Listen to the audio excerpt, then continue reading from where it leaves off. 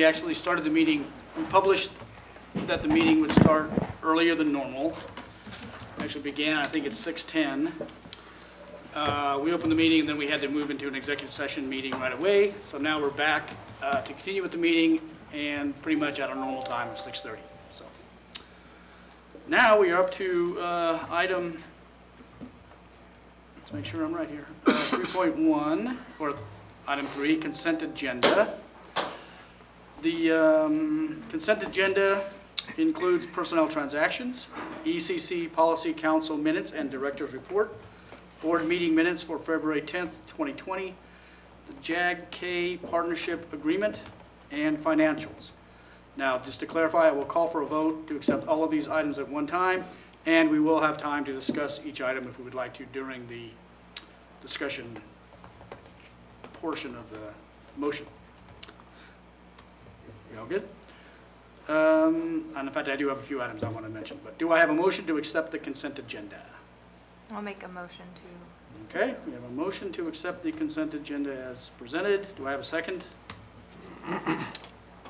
Second. Okay. You confuse me with the accept. I make a motion to approve the consent agenda. Oh, okay, you're right. All right, so. Mr. President? Well, we're having a discussion, yes. So we're going to discuss each item? Did you say We that? can, well, now, with any motion, we have a motion to accept, we have a second. Now we move into our discussion phase, so you can discuss any items that you like.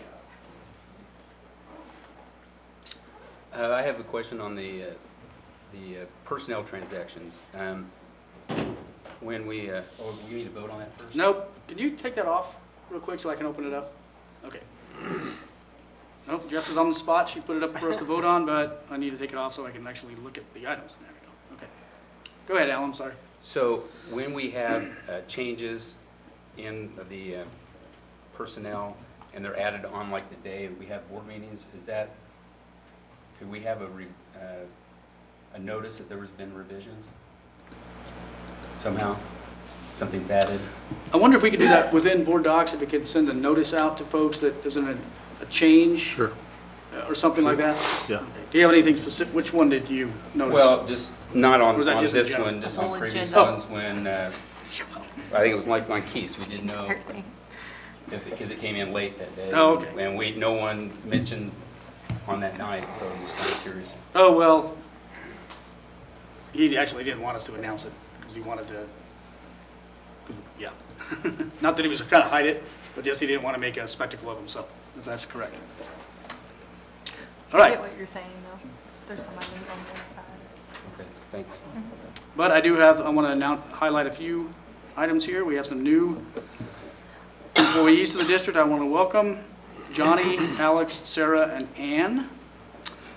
We also have some resignations and some transfers I'll highlight. Paula Rice is resigning from Roosevelt Elementary, so we'll be want to thank her for her service to the district. Miranda Graves, classroom aide, is moving on to something else. Thank you for your service. And Katie, I guess Jerky, is that how you say it? Volleyball coach, assistant volleyball coach. We are transferring Chris Hipp from Assistant Superintendent of Finance and to become the Assistant Superintendent of Finance and Human Resources. We'll talk about that later today, too. Retirements. Marla Stecklin has served USD 49 for 29 years.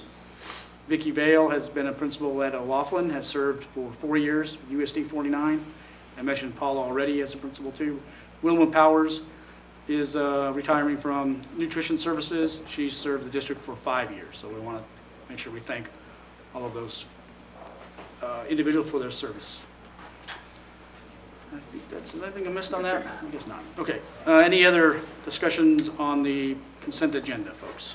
I think it might behoove to at least explain why there was a title change in regard to, can you maybe share Sure. more on that, Ron? Chris has an ed leadership degree license, and so we have, through conversations about this position, we have decided to give the assistant superintendent position because he has that education background and degree for building leadership and district leadership.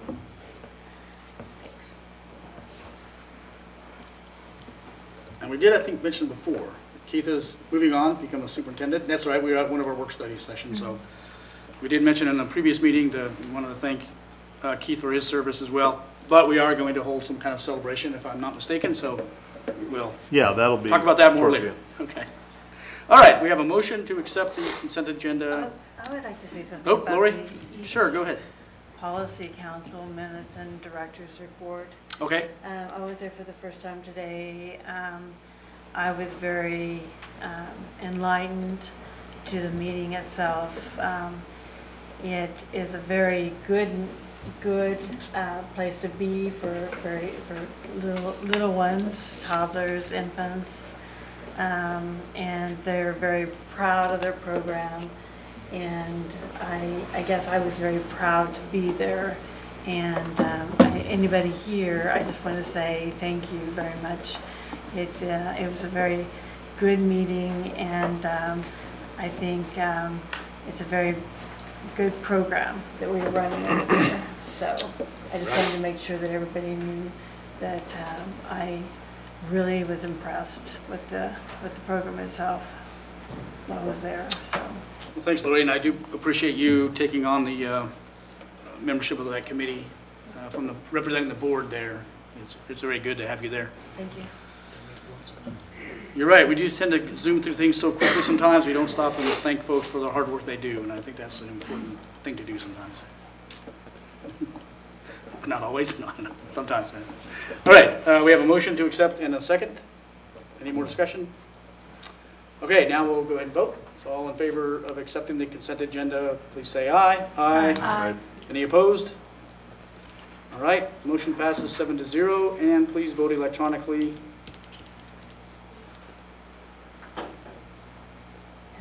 If we can. There we go. Please vote the same way, so there's no confusion.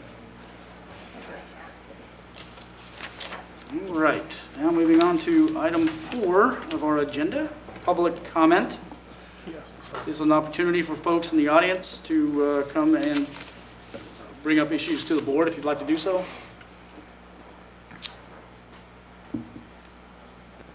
At home, you can call in? No, not really. I'm running a call-in show. Okay, now we'll move into the next item, it's presentations. First one is the Pen Pal program, and the second is the Hayes High School schedule redesign. So- He's middle. Oh, I'm sorry, you're right, Hayes Middle School, that's correct. Just a lot of panic through the high school when I mentioned Hayes. Oh my God. I think you might have a gig. What's that?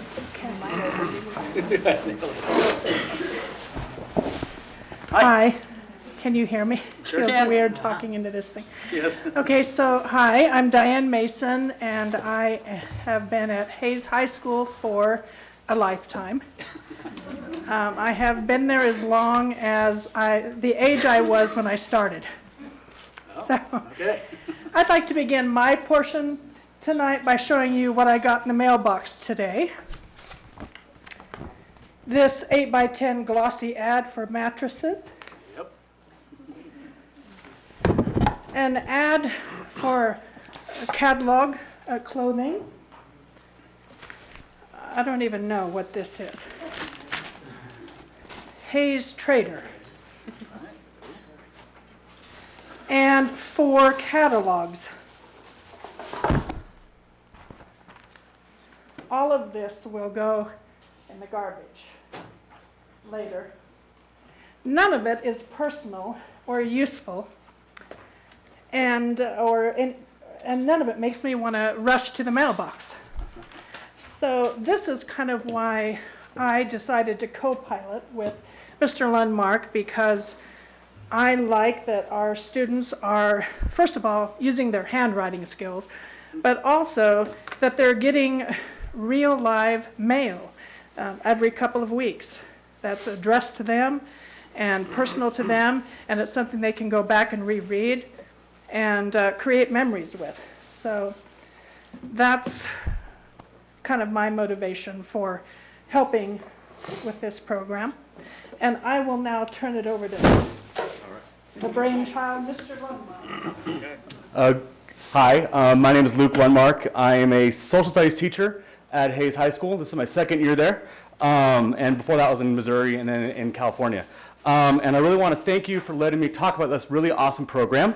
So this program started after my 8-year-old son went Christmas caroling over at Homestead Health with his Cub Scout pack. And after they did their caroling, the residents had a chance to talk to all the Cub Scouts. And I could not grab my son away because he was having a great conversation with the residents. And I saw just that pure joy that the residents were having with that connection with these 8-year-old boys. And I thought that, hey, how can I translate this to my position over at Hayes High School? And I thought of, what about a pen pal program with senior citizens? So I put together a little write-up, and I talked to Mr. Straub, and he said, run with it. So I approached Mrs. Mason, and I said, hey, I had this crazy idea about doing a pen pal program with high school students and local senior citizens. And she said, all right, let's explore this. And I really wanted Mrs. Mason's expertise because I teach history, not English. So I felt that she could use her expertise in helping students craft letters and kind of find ways to express themselves. So since we started the program last fall, we have 51 seniors participating and 41 students. And as of today, I sent out 5 more permission slips for students that want to participate. So every day I'm getting more and more people involved on both aspects of it. And Miss Mason and I, we both screen the letters leaving the school and coming into the school. We are looking just for appropriateness, but we also get to kind of have a conversation with the students as well, kind of going, okay, these are great letters. Let's expand on maybe talking about more about yourself.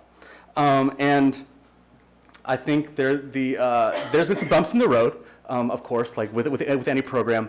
But the cool thing is we get to see students kind of just be themselves and develop these connections with senior citizens. And we get to find out things about local senior citizens as well. Like for instance, there's a 90-year-old woman who's a rabid Chiefs fan who loves WWE wrestling and doesn't miss a Monday Night Raw. So it's just those little tidbits of information that we kind of get to connect with the community. So if you know any senior citizens that want to participate, please forward them to me. And then I have 3 students that are also participants that are going to talk about more about their roles in the program. So thank you guys. You bet. Thank you. So I'm Maddie Lohmeyer. I'm a senior here at Hayes High, and when I first found out about the sponsors behind this club, I was like, I'm in. It could be a club about watching paint dry, and I'd probably join just because they're the kind of teachers that make that interesting. But I just got my CNA this summer, and by doing so, I met a lot of residents there and developed great connections with them. And so finding out about the Senior Citizen Pen Pal Club made me really excited. And I actually have a pen pal who has macular degeneration, and so it's been really interesting and kind of inspiring because she hasn't let that stop her from writing and continuing to further our relationship. And so that's been really interesting. And it's also been really helpful because she was actually a CNA, and so finding out tips from her about how to improve on my skills and like just everyday skills that I can work on has been really inspirational. So. Thank you. Thank you. All right. Hi, I'm Eliana Buller. I'm a junior at Hayes High, and I have 2 pen pals. I just got my second one today, and my first one, so when she went to Hayes High, just like me, and she was a chamber singer, like I am. She helped with her kids, her daughter was a chamber singer, and she helped with the musicals and helped with dinner show, and so that's been like a way that I've been able to connect with her, and I just honestly think it's really amazing to know she went to Hayes High. We've talked about how she came to this building here, and so I think it's really cool to connect with those people because you're writing personal letters. It's not a text or an email. It's something personal, and they take time out of their day to write to you. And I appreciate it, and I love receiving the letters, and so it's really amazing and a great experience. Good. That's great. Thank you. Sounds good. Hi, my name is Grace McCord, and I'm a sophomore at Hayes High. And as a very active Hayes High student, it was very difficult for me to pick my favorite extracurricular activity until the senior pen pal program was introduced. And now I can honestly say that this program has grown to be my favorite. The program has not only helped me with my writing skills, but with my communication skills as well. Through these letters, I have learned about my pen pal and the way that she grew up, and it wasn't much different from the way that I am currently growing up. Realizing this has showed me that intergenerational work is a great way to break down barriers between groups of people, for young people to appreciate the experiences and skills of older people and vice versa, so that we foster greater understandings between groups of people. The Senior Pen Pal program is beneficial for both the students at Hayes High and the seniors they serve. Thank you. Thank you.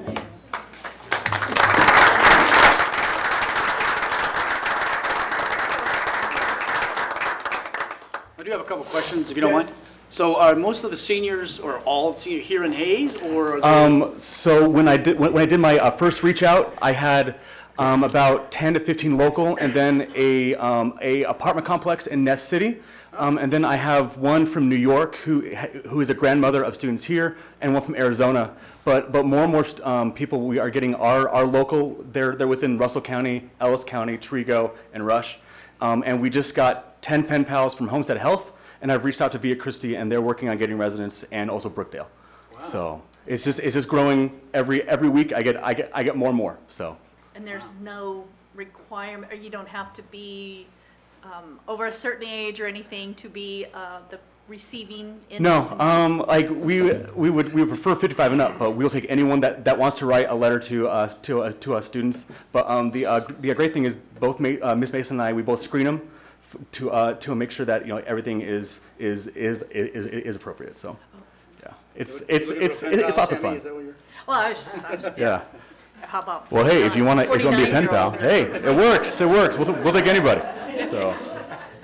Well, I think this is fantastic, and what jumps out at me is, of course, the importance to folks that are seniors and kids. Mm-hmm. Yeah. You probably need to communicate or want to communicate, but also that it's not overly involved. Mm-hmm.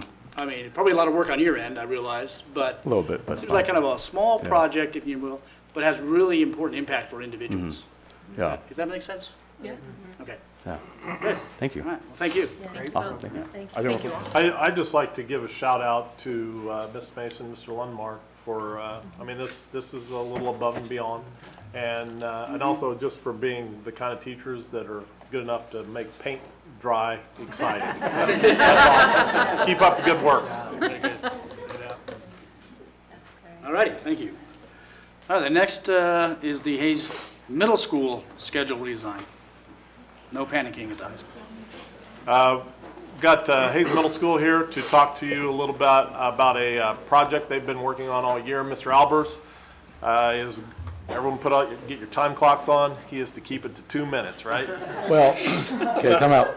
I'll tell you when to start timing, all right? Because before we do that part, I just want to just quickly talk about, I was going to actually have these guys come in at some point and just be recognized as part of a just recognition program that we do with the board for their time and effort, because back, I don't know, last March, we decided we wanted to see how many people we could get to go to MACE. It's a technology conference. And so Marie and Henderson and Sean and I sat down and we approached several teachers, and they said they would like to do so. And they came back with some ideas, and they had thought processes about how our school could be better.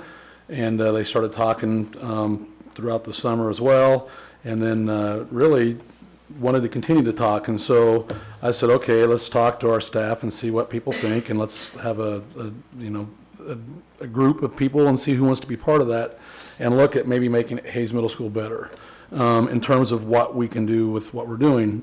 And so we asked for volunteers, and so the group that we have behind you volunteered. And the cool thing about that is I have a rule that meetings last an hour.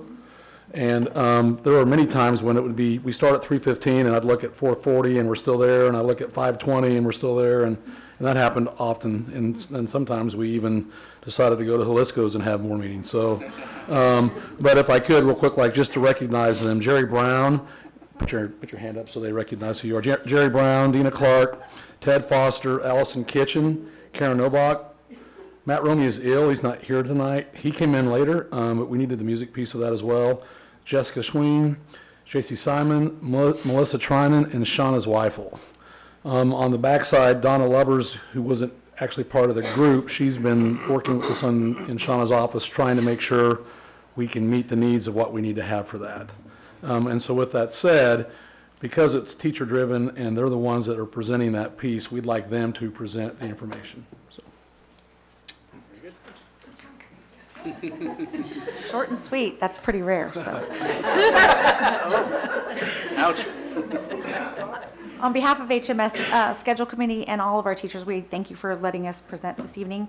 When we talk about, we have the PowerPoint, if we can go to the first slide, that'd be great. The next one, actually, second slide. Thank you so much. So when educators talk about why we're doing what we're doing, we say, what's our why? Why do we do this? What's the purpose? And so we got together, like he said at the MACE conference, they met, they said, we need to look at our school district. What are we doing at our school, HMS, to promote better education? And so why does HMS do what we do? The HMS Schedule Committee was created to explore our options at HMS to improve our school and the student success. And that was our big key. How can we make our students more successful? The teachers were noticing that there is not enough consistent instruction time on a day-to-day basis. Consistent meaning one day we have them for a certain amount of time, the next day might be a little bit longer. Sometimes they have classes one day and then other times they might not. And so with that being said, a lot of our times our students 12 to 14, that's a little confusing for them. And so also our homework completion is low. And I don't know if you're aware of some of the demographics, but we have a lot of students whose families cannot help them at home. And our time allotted in the classroom with 42 minutes a day is very short when the teacher is teaching math concepts, having instruction, needing guided instruction, and independent practice. That's quite not enough time for the instruction. And so we also have 32 minutes a day with all of our passing periods added in the classrooms. So if you have 9 hours a day, that's 8 different passing periods, 4 minutes apiece. It's 32 minutes that students are not sitting in a chair. Also, to meet our current needs, our curriculum needs, that was the biggest point that I think we discussed, because the curriculums that some of us have adopted, including our Readers Writers Workshop, it requires you to have more than 42 minutes of instruction time during the day, which we do not. And so to meet our needs of our current curriculum that has been adopted by the board, we would like to ask for longer periods in order to implement the curriculum with the fidelity that is needed.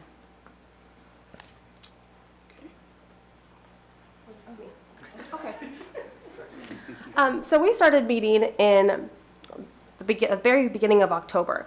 And since then, we've done quite a bit of research just to see what else was out there, what we needed to do, and what would work for us. So we looked at other schools, looked at the schedules of other schools we could find online to see what other people were doing.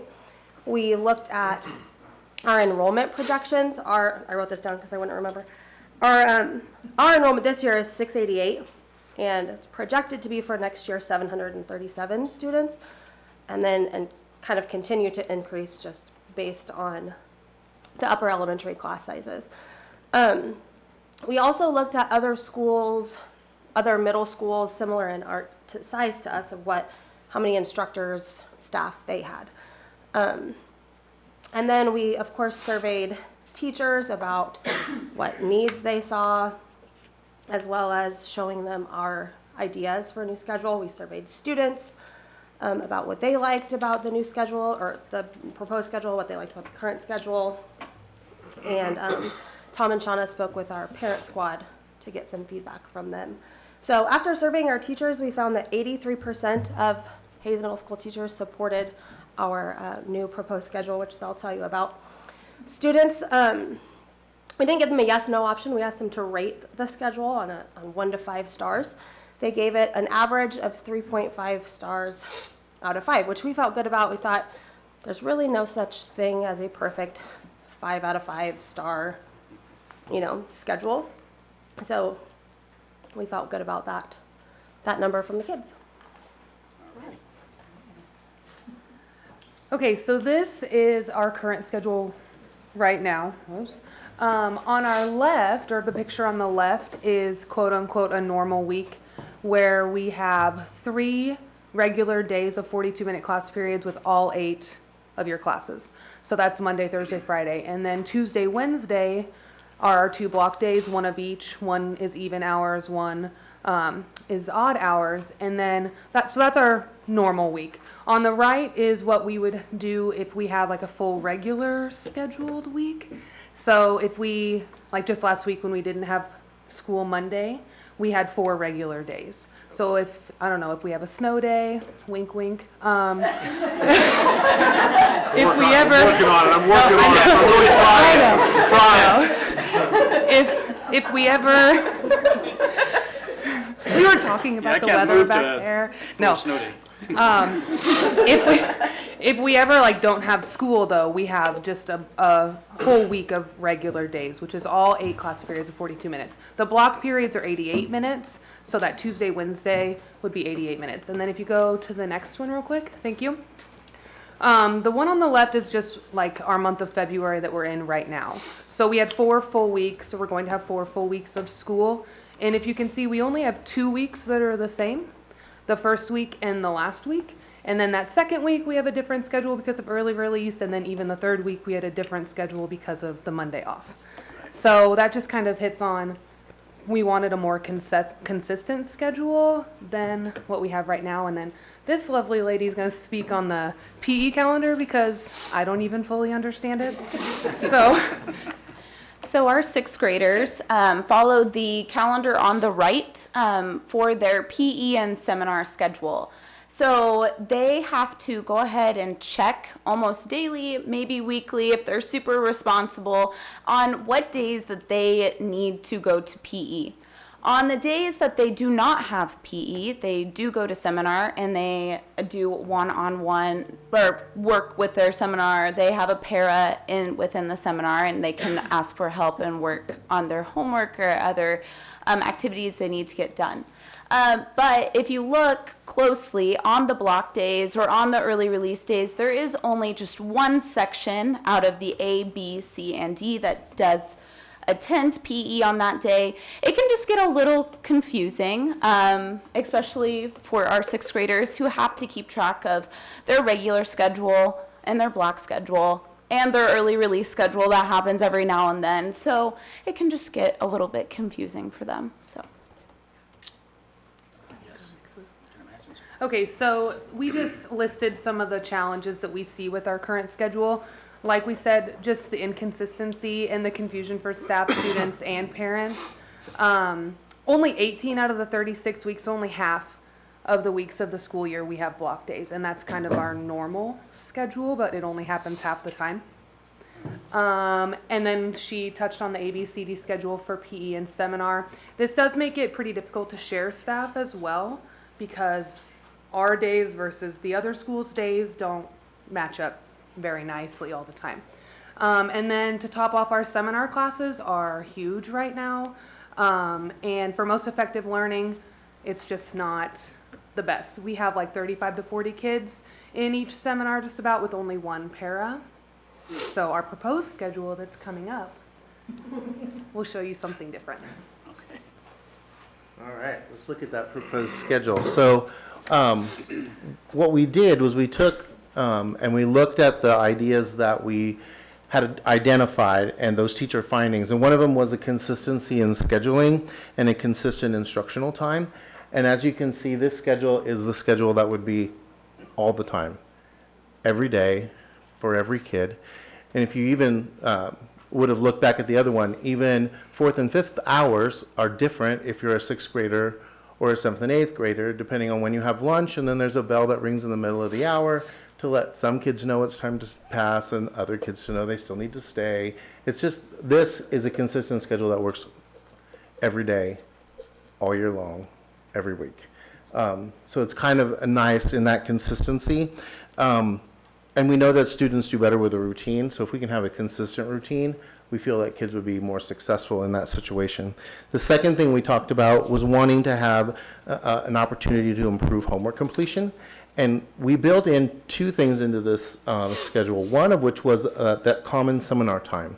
Common seminar time wasn't even necessarily on our mind until we surveyed teachers, and about a fourth of the teachers voluntarily said having a common seminar time would be huge. And when we brought that back to staff, they overwhelmingly, even those that didn't just come up with it on their own, said yes. And the kids said the same thing. They wanted to have a common time when they could go and talk to any teacher instead of just going up to during their regular seminar study hall time and saying, I have a question with math, can I go talk to Mrs. Kitchen? Well, Mrs. Kitchen's teaching right now, so you can't go ask her a question. You're going to have to wait until after school or before school. Having a common seminar time allows the students to be able to do that every day. It also includes that MTSS time, which we're going to talk about a little bit later, so I don't want to tell you everything about that right now. But the other thing is, with an extended time period, it also allows a little more opportunity for guided practice in the classroom. They touched on that a little bit earlier. So we kind of hope that with homework completion will be improved by allowing students some time during the day to get that done. Because, like Tom said earlier, or Dina said earlier, a lot of our parents can't help. They need to get their help at school from their teachers. The third thing we talked that was a concern for us was reducing that passing time. And it was troublesome to us to think that the kids spent more time passing from class to class during the day than we actually gave them to eat lunch. More time walking the halls than eating. And so this drastically reduces that number of passing time. But the beauty of it is where we place the Falcon Squad and the seminar time. The students' lockers are located outside of their Falcon Squad room. So when a student passes from first period to second period now, they have to go to Falcon Squad anyway. We have cut their travel time in half. So instead of going from class to locker to another class, they're going from their class to their locker, which is where their next class is. Then they leave that class, get their books for their next class, and go to it. So not only have we reduced the amount of time in the hallways and the number of times they're in the hallways, but the amount of time that they need to, which is going to help another issue we've seen, which is tardies. So we're hoping that that will help students to get to class on time, and we won't have those issues with tardies. It also is a brain break. If we talk about bumping 8 classes back to back to back to back to back all day long, I teach the same thing all day. A lot of these teachers teach the same thing all day. So we're not changing gears like the kids are. This is allowing them to go to a class, breathe, go to a class, have some lunch, go to a class, breathe, go to a class, and go home. Much less stressful. The fourth thing we talked about was some longer class periods. And this we also felt was a nice balance, because what it did was it was giving us kind of a compromise. 42 minutes was a little too short. 88 minutes on our block days currently is a little too long. 75 minutes seemed doable, an hour and 15 minutes. You can break things up, you can do multiple activities, you can do a lab, you can get your workshop things done. When you're going to BE class, you can actually have time to shower maybe. When you're going to play an instrument, you can actually get it out, warm it up, and play a whole song. So we were really thinking that this might be a really nice compromise, and also the idea of students only having to focus on 4 areas a day instead of all 8. So they could free up some of that time to just be thinking about what they needed to think about. So I think I've talked a lot about pros and cons, but I left a few for them. So.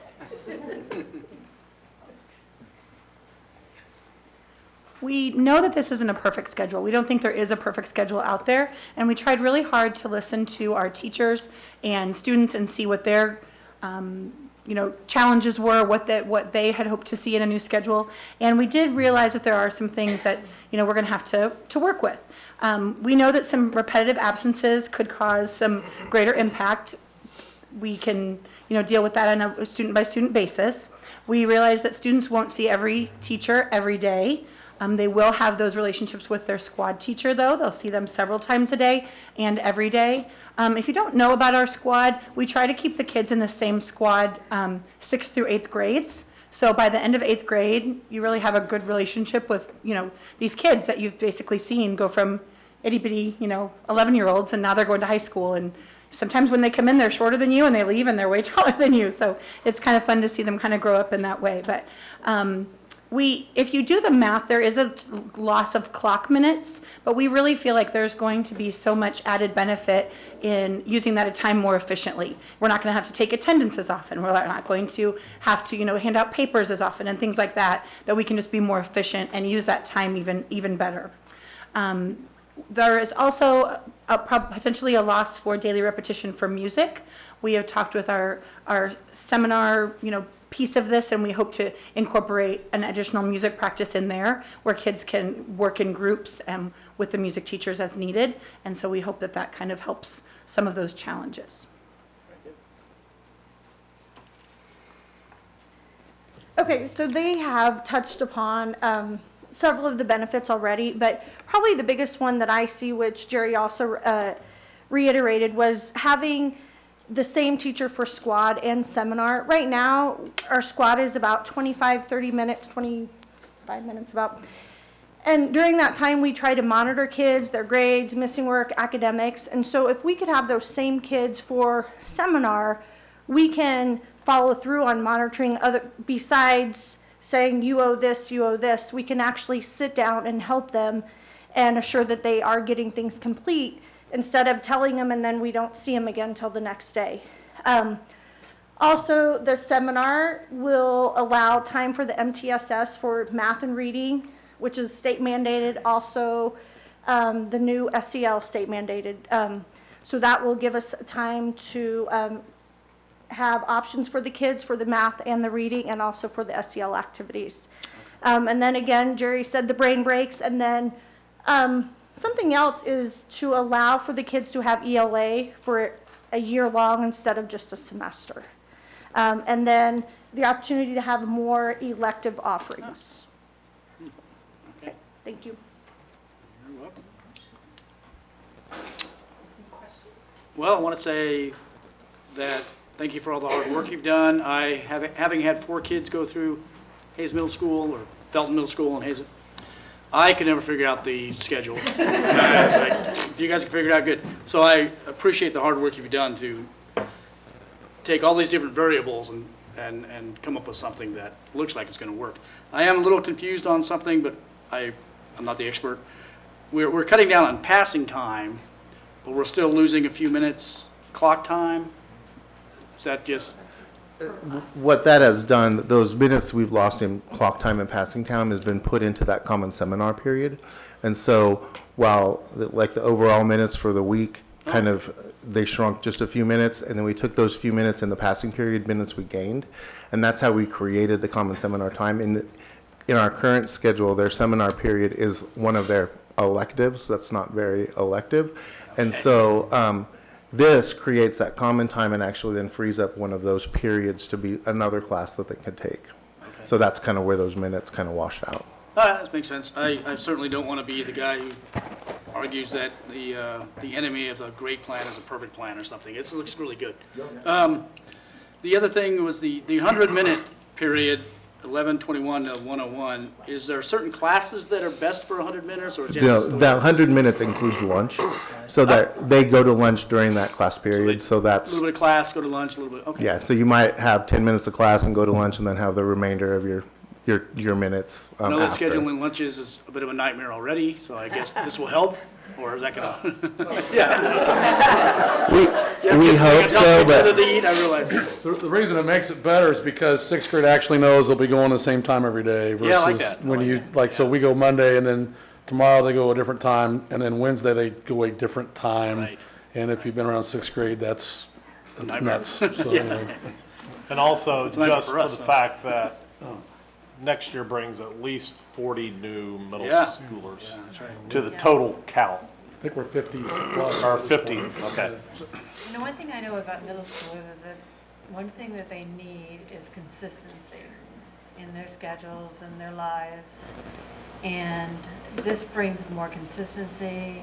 It seems to me that it also cuts down on anxiety, and that's one of the things that was mentioned by you all. And it just really looks like a good schedule for middle schoolers. So I just applaud you because you put this together and with students' input and teachers' input, and it really looks like it's a win-win situation for everybody, including the teachers and also the students together. So I think you've done a very good job with this schedule, and I think it's very workable. I don't have any questions at all. I just have a couple observations, though. You know, you guys are the middle school experts. You know what works with kids and what doesn't work with kids. And I really appreciate the entire talk was, this is good for kids. I kept hearing that on everyone that was speaking. And then my other observation, and I keep reading, if you're not changing, you're falling behind. And so I applaud you guys. You're looking at changes and you're not falling behind, you're moving forward. Thank you. Tom, I have a question. If you did this schedule with the same staff you have today, with the same number of students, would you be able to do it, or would you have to change and add more staff? We'll have to add staff in the sense that because of we took away seminar and gave it to our teachers, that takes up an elective. Does that make sense? So there's 8 classes, so we'd have problems with that. The biggest issue, though, is that we know we're going to be 50-plus students. And so if you bring 50-plus students in, that means that's 2 teachers right away, no matter what. Right. But, you know, in middle school, we can't have a teacher teach 5 subjects. So we would have more. We looked at it, and I would, so shout out to Dina and Donna as well, and Shauna, but we had Donna come in, and Donna, I'm not going to age you, you're 50, 60 years of experience you had, whatever it is, but anyway. No, I'm just kidding. But she looked at some things right away, and we said, looking at our schedule, what do we need just right now for next year? And we have, no matter what, the least we could do is 3.5. And we didn't have any options. And so, you know, that makes having issues trying to get it completed, and not using this schedule. That's just our current schedule for this year. If we're going to take what we have right now for next year, we have to have 3.5, and that's going to stretch us just with that least number of people. The advantage of what this schedule does is it allows us to take teachers that are trying to do some MTSS work, and we put them in a seminar time, and so by doing so, we've taken up 6 sections of class time that that's a teacher, because a teacher right now teaches 6 out of 8 periods, so we've added a staff member by doing so, if we can do the schedule. And the other thing about this, and this is more me, I asked their opinion, but I felt like as the building leader, and we didn't have a choice. Craig can attest to that. Because of things that had happened beforehand, we can't offer a full year of ELA, 7th and 8th grade, but we certainly can if we. I mean, it's going to take some programming on our part, but we can now add full-time ELA 7th and 8th grade. And what that will do is take away some of the elective piece. But we would rather do that where we know we're preparing them for the high school part versus putting kids in an elective they absolutely do not want to be in. So for instance, I might take choir, but it's the only elective there, and I'm choosing that elective because I think that's the worst of anything there as a kid. But when you put someone in there that absolutely does not like to sing, that causes some problems. And so that's the idea there.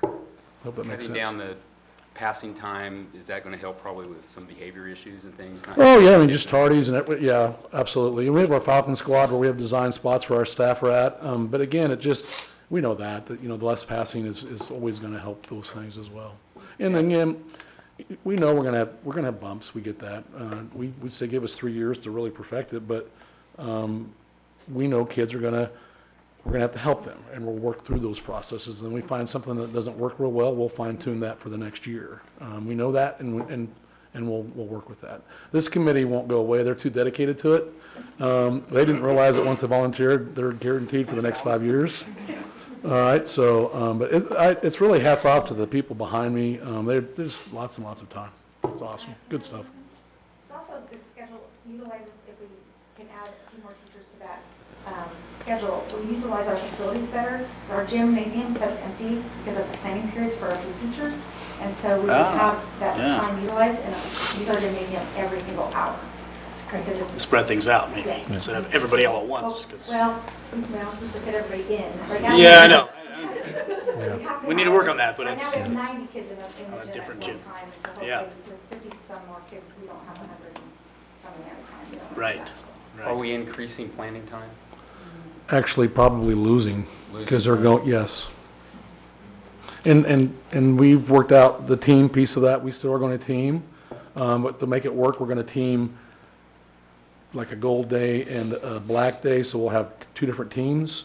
But we'll come back together and meet probably once a month for the full team and our faculty meeting on Wednesday morning to just get together as a full team. Teams do that part. And that, again, this is driven by teachers. This is all their thoughts and process, so. Thank you.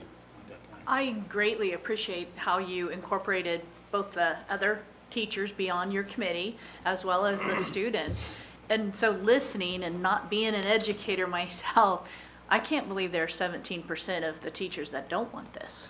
To me, it just makes a lot of sense. And so I guess is there something else or Just fear of change. Well, there isn't more change? you have that, but you also understand music-wise. I mean, to be That fair to makes them, sense. because they want that everyday repetition, because they're new. They're brand, these kids are new at doing it, so there's that thought. But we think that we can still use the seminar piece that will help them. We plan to make a Thursday seminar for anyone that's in band. We'll make that a band seminar. So if you have band, we're going to take that period away and you go to band. Because we now have 42 minutes, so we figure 40 or 42 is, what's the difference? So they can get another practice in that way as well, so. I was going to say, I forgot to mention this, I appreciate your presentation, but especially highlighting the challenges. And that's just being open and honest, that we understand that nothing's perfect, but this, again, I think this is a great plan.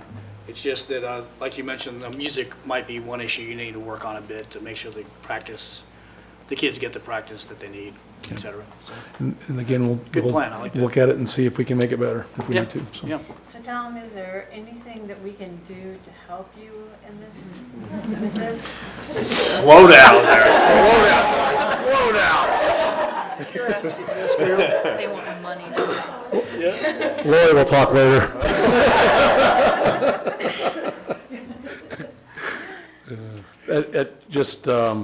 Yeah, whatever we can do to make it work. We're going to talk about that in just a second. Okay. Yeah, I think we got some things already lined up. Okay, thank you very much, appreciate it. Yes, thank you. Thank you very much. Very good, great presentation.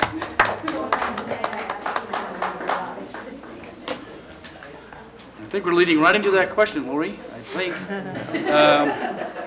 Next on the agenda is our discussion items, and Ron, I think you want to take the lead on the staffing. Yeah, I'll take the lead. request. And that was the leading question into Mr. Albers. You got to slow him down though. He would take us to town, probably if we gave him an open ticket. So, through a lot of conversations with the middle school, especially with Mr. Albers and Mrs. Weifel, and some of the members of the committee, I've been somewhat, I don't want to say highly involved in this process, but I've been involved quite a bit in lots of conversations about what we can do to help the middle school realize their maybe aspiration to make things better for middle school students. And once again, I would just like to echo, great presentation. I think you guys did a nice job of looking at all facets. So you can see what we have there.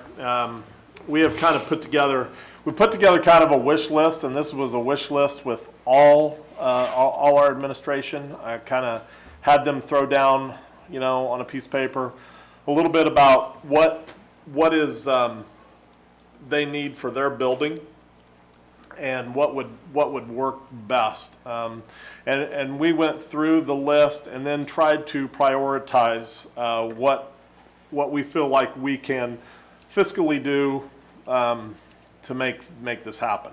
So if you look at and basically what we did is we took the entire list and kind of chunked it. And we have 3 chunks right now. The first chunk is what we're looking at as far as next year. You'll see that the very top of the list is middle school staff, for adding middle school staff. This is for 4.5 positions. And basically, it's just the rationale is based on what their presentation was about. And, you know, this is exciting for me because truly this really fills into what our mission is here at Hayes USD 49, and that's to provide a valuable learning experience for every student in every classroom for every day. And that's what they're trying to achieve with this schedule. So you can see that that is 4.5, and then part of the schedule is part of what is needed to make this middle school schedule work is they need a halftime woods or shop. Is that correct, Mr. Alberts? Am I correct when I say that? So, so to also make it work, or this is just so we can maybe possibly find a full-time woods person. The high school has some ability to maybe add a 0.5, and it would be a shared position. And they would allow them to expand some CTE introductory courses at the high school. So basically what we've done, we've chunked it out. If you can see now, I have an approximate cost of $325,000. That is just basically looking at an average cost of about $65,000 per teacher. Now, that does not mean that each teacher gets paid $65,000. There are costs outside of salary, I mean, in terms of what the teacher gets paid. When you talk capers and benefits. Yeah, benefits and everything. So, but looking at that, we feel like based upon what we have or going into next year that we would be able to do this scenario for next year by adding 4.5 at the middle school with a 0.5 woods teacher at the high school in combination with what the middle school is trying to do. Okay. And basically, and that, just without pounding the point, is the middle school really, with seeing at least 50 students, they were not going to be able to do anything without just adding a number of staff. And so we were fairly close to, with that additional staff member, to make their schedule change work. So that's what that recommendation is for. Now you'll see in the following year in 2021-22, we have a number of requests there. We have some kindergarten teachers, 2 kindergarten teachers. We have 1 ELA teacher at the high school. We have a reading intervention teacher at Wilson Elementary. We have a halftime health and PE position at the high school, and a full-time teacher at Family Consumer Science at the high school. Once again, the high school is going to start seeing some of these large numbers build each year as some of our large classes start moving through. You can see that cost is $357,000. The one I do want to bring attention to is the kindergarten. We've had a lot of great conversations throughout the school year with our elementary administrators. They are really hoping to reduce that class size in our kindergarten classrooms. By going from, by adding 2 kindergarten teachers, we could go from basically a 1-to-23 ratio all the way down to 1-to-18. Do we have rooms yet for these kids? We do have spaces to make this happen. Yes, it would be moving some things around, but yes, we can definitely make this happen.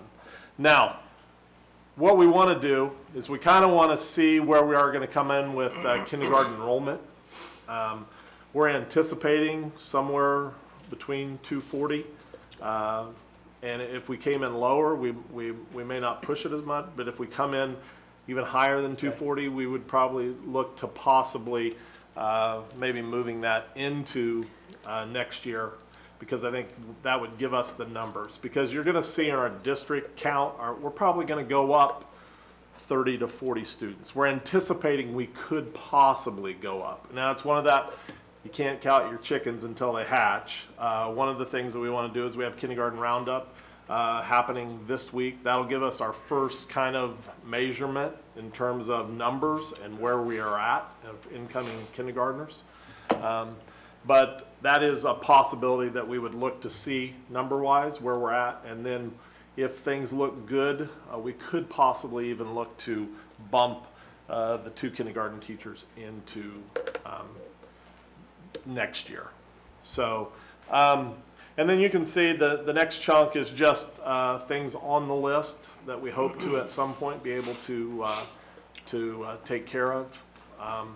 I do think it's important to note that part of negotiations was to get some relief for the district in terms of the defined contributions. I think it's very important to note that we would not be able to even begin to talk about this without the teachers agreeing to those defined contributions, because that did give us a lot of flexibility in being able to look at things like this. So those dollars will go back into people that we can put into classrooms. So this is just kind of I think a proposed list.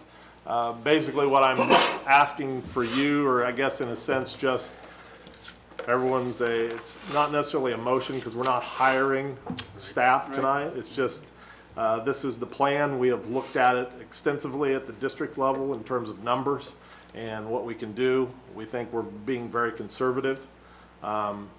If possible, if the numbers are looking even better, we might be a little more aggressive in looking at adding those kindergarten teachers to next year. So Okay. I'd be glad to take some questions if you have any. Ron, our senior class, is that a big Senior class is small by the rest of the district. It's right now I think 200. Is that correct, Mr. Straub? A little bit less than that. Yeah, it's less than 200, which every other class is right at 235, 240, especially down in the middle school. Elementary's 250s. So you can see we're going to move out a small senior class. We're anticipating to bring in at least 235, 240, kindergartners, which our numbers will continually tend to creep up. So that's why I feel somewhat that we're in a good shape as far as being able to add staff. That coupled with some of the things that we were able to achieve through negotiations. And it was really going to give us the opportunity to do what this is really, and this is, for me, it's energy, it's juice, because that's what I want to do. I want to help teachers, I want to help principals do the things in the classrooms. So. Well, I do like the fact that the new schedule was teacher-driven, and the district is doing what we can to help make that a reality by hiring more folks. So it's Kind great. of the one question I have, and I know the middle school's probably thought about it, if we are able to increase the teachers by 4 to 4.5, I know you do not have 4.5 empty rooms in your building right now. Yeah. So facilities-wise, you're still needing facilities. We're working on part of that, but we have 2 rooms that we try to use for seminar. Craig, so those 2 open up 2 classrooms for us. We've got some thoughts and plans that we're trying to work through. But it'll still be tight. Yeah.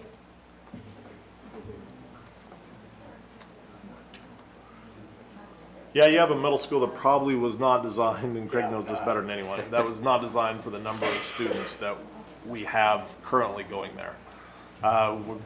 Like when he says he's finding spots, they're really finding spots and being creative, so. Well, I know a while back, didn't we have trailers out there? We might have to go for that temporarily, not permanently, but temporarily for a while. Or hire the new woods teacher now to start building new sheds. Okay, I think we're ready to move on? Yeah. Good. Any more questions, though, on staffing? All righty. Now we're moving into the reports section. We have a report from Adams, Brown, Barron, and Ball, and then Ron has some district communications. So, There we go. Good evening. We had sent you guys out an electronic copy of the audit report. I believe they got to you. We also have a hard copy of the audit report.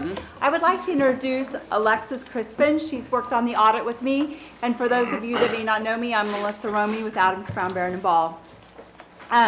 First things first is that we've went over the report in detail with your administration and to everyone that was involved in helping us when we did the report and everything. So we've went over items with them. We have some corrective items going through it, and so as we go through it, we're just going to have you flip open to page 4. Okay. While you're flipping open to page 4, pages 1, 2, and 3 is actually the independent auditor's report. And that report just says that you have an audit. It's done on the regulatory basis of accounting, which means it's cash receipts and it's expenditures. And expenditures equals cash disbursements plus accounts payable plus encumbrances. And so then you get to unencumbered cash. And so when you start to work on your budget, you look at what your unencumbered cash balance is, not what your overall cash balance is. Unencumbered cash means all payables and everything due at June 30th has already been taken out. That's what you have left. It would be like retained earnings on a for-profit business, okay? Okay. And so on page 4, as I've explained the statement, I'm not going to go through each line item in detail, but if you have a question as you look through it, please do let us know. I'm going to pull you over 3 columns from the right-hand side of the page. We're going to look underneath the ending unencumbered cash balance, and we're going to take a look. And there's some items that we expect to see when we come into audit. The first one is the general fund should have as close to a 0 unencumbered cash balance as possible, because again, the state gives you rules and regulations that you have to fully expend 100% of your budget, and that any monies that you had left over, that you would return to the state. Or it just means that if you did have something left over, the state gave you the money a little earlier, and so you'll get a little less coming into the next year. You have a 0 balance, so that's not an item here. The second one then is supplemental general fund, and if you take a look at that at the end of the year, you had $687,719. This unencumbered cash balance is fine to have. The one thing that we do look at is to make sure that you fully expended your budgeted authority within that fund, or again, the state has a little formula that you have to go through, and that has been met. Okay. I'm going to have you jump down about 5 line items, and you're going to get to the capital outlay fund. And if you take a look at the capital outlay fund, at the end of the year it was $3.1 million. That went up by about $481,000. However, that was by design. That's how you'd budgeted. That's where you wanted the number to end up at. And so that number is what you have to work for the next 5 years on your projects and that type of items, okay? I'm going to take you down. Another larger item is going to be down about another 12 lines, I believe it is. And the other thing that you guys house is what we call the co-op special education fund within here. And with that fund, you set aside money so you can take care of the special ed co-op. And a year ago, you started with $1.7 million. And again, this year you ended with $1.5 million, about a $255,000 decrease. But again, that's by design and how you guys have been doing your budget. So nothing unusual there. I do want to go down 2 line items and let you know in the Recreation Commission Fund that you had overexpended that cash balance by $1,544. And in just a moment, we're going to talk about budget violations or compliance requirements.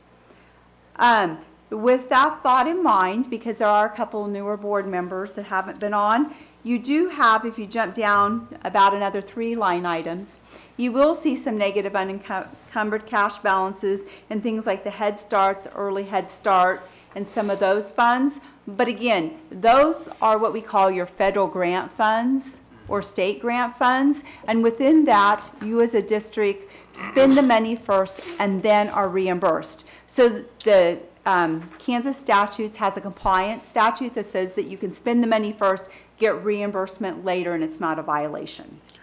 Okay? I'm going to have you flip over to the next page. And then on this page, again, you'll just notice that the total ending unencumbered cash balance at the school district was a little over 7 million. A year ago it was at 6.7, and so you went up by about 259,000 overall. Are there any questions on this statement? If there's not, we're not going to keep looking at numbers. I'm going to have you flip back actually to page 10.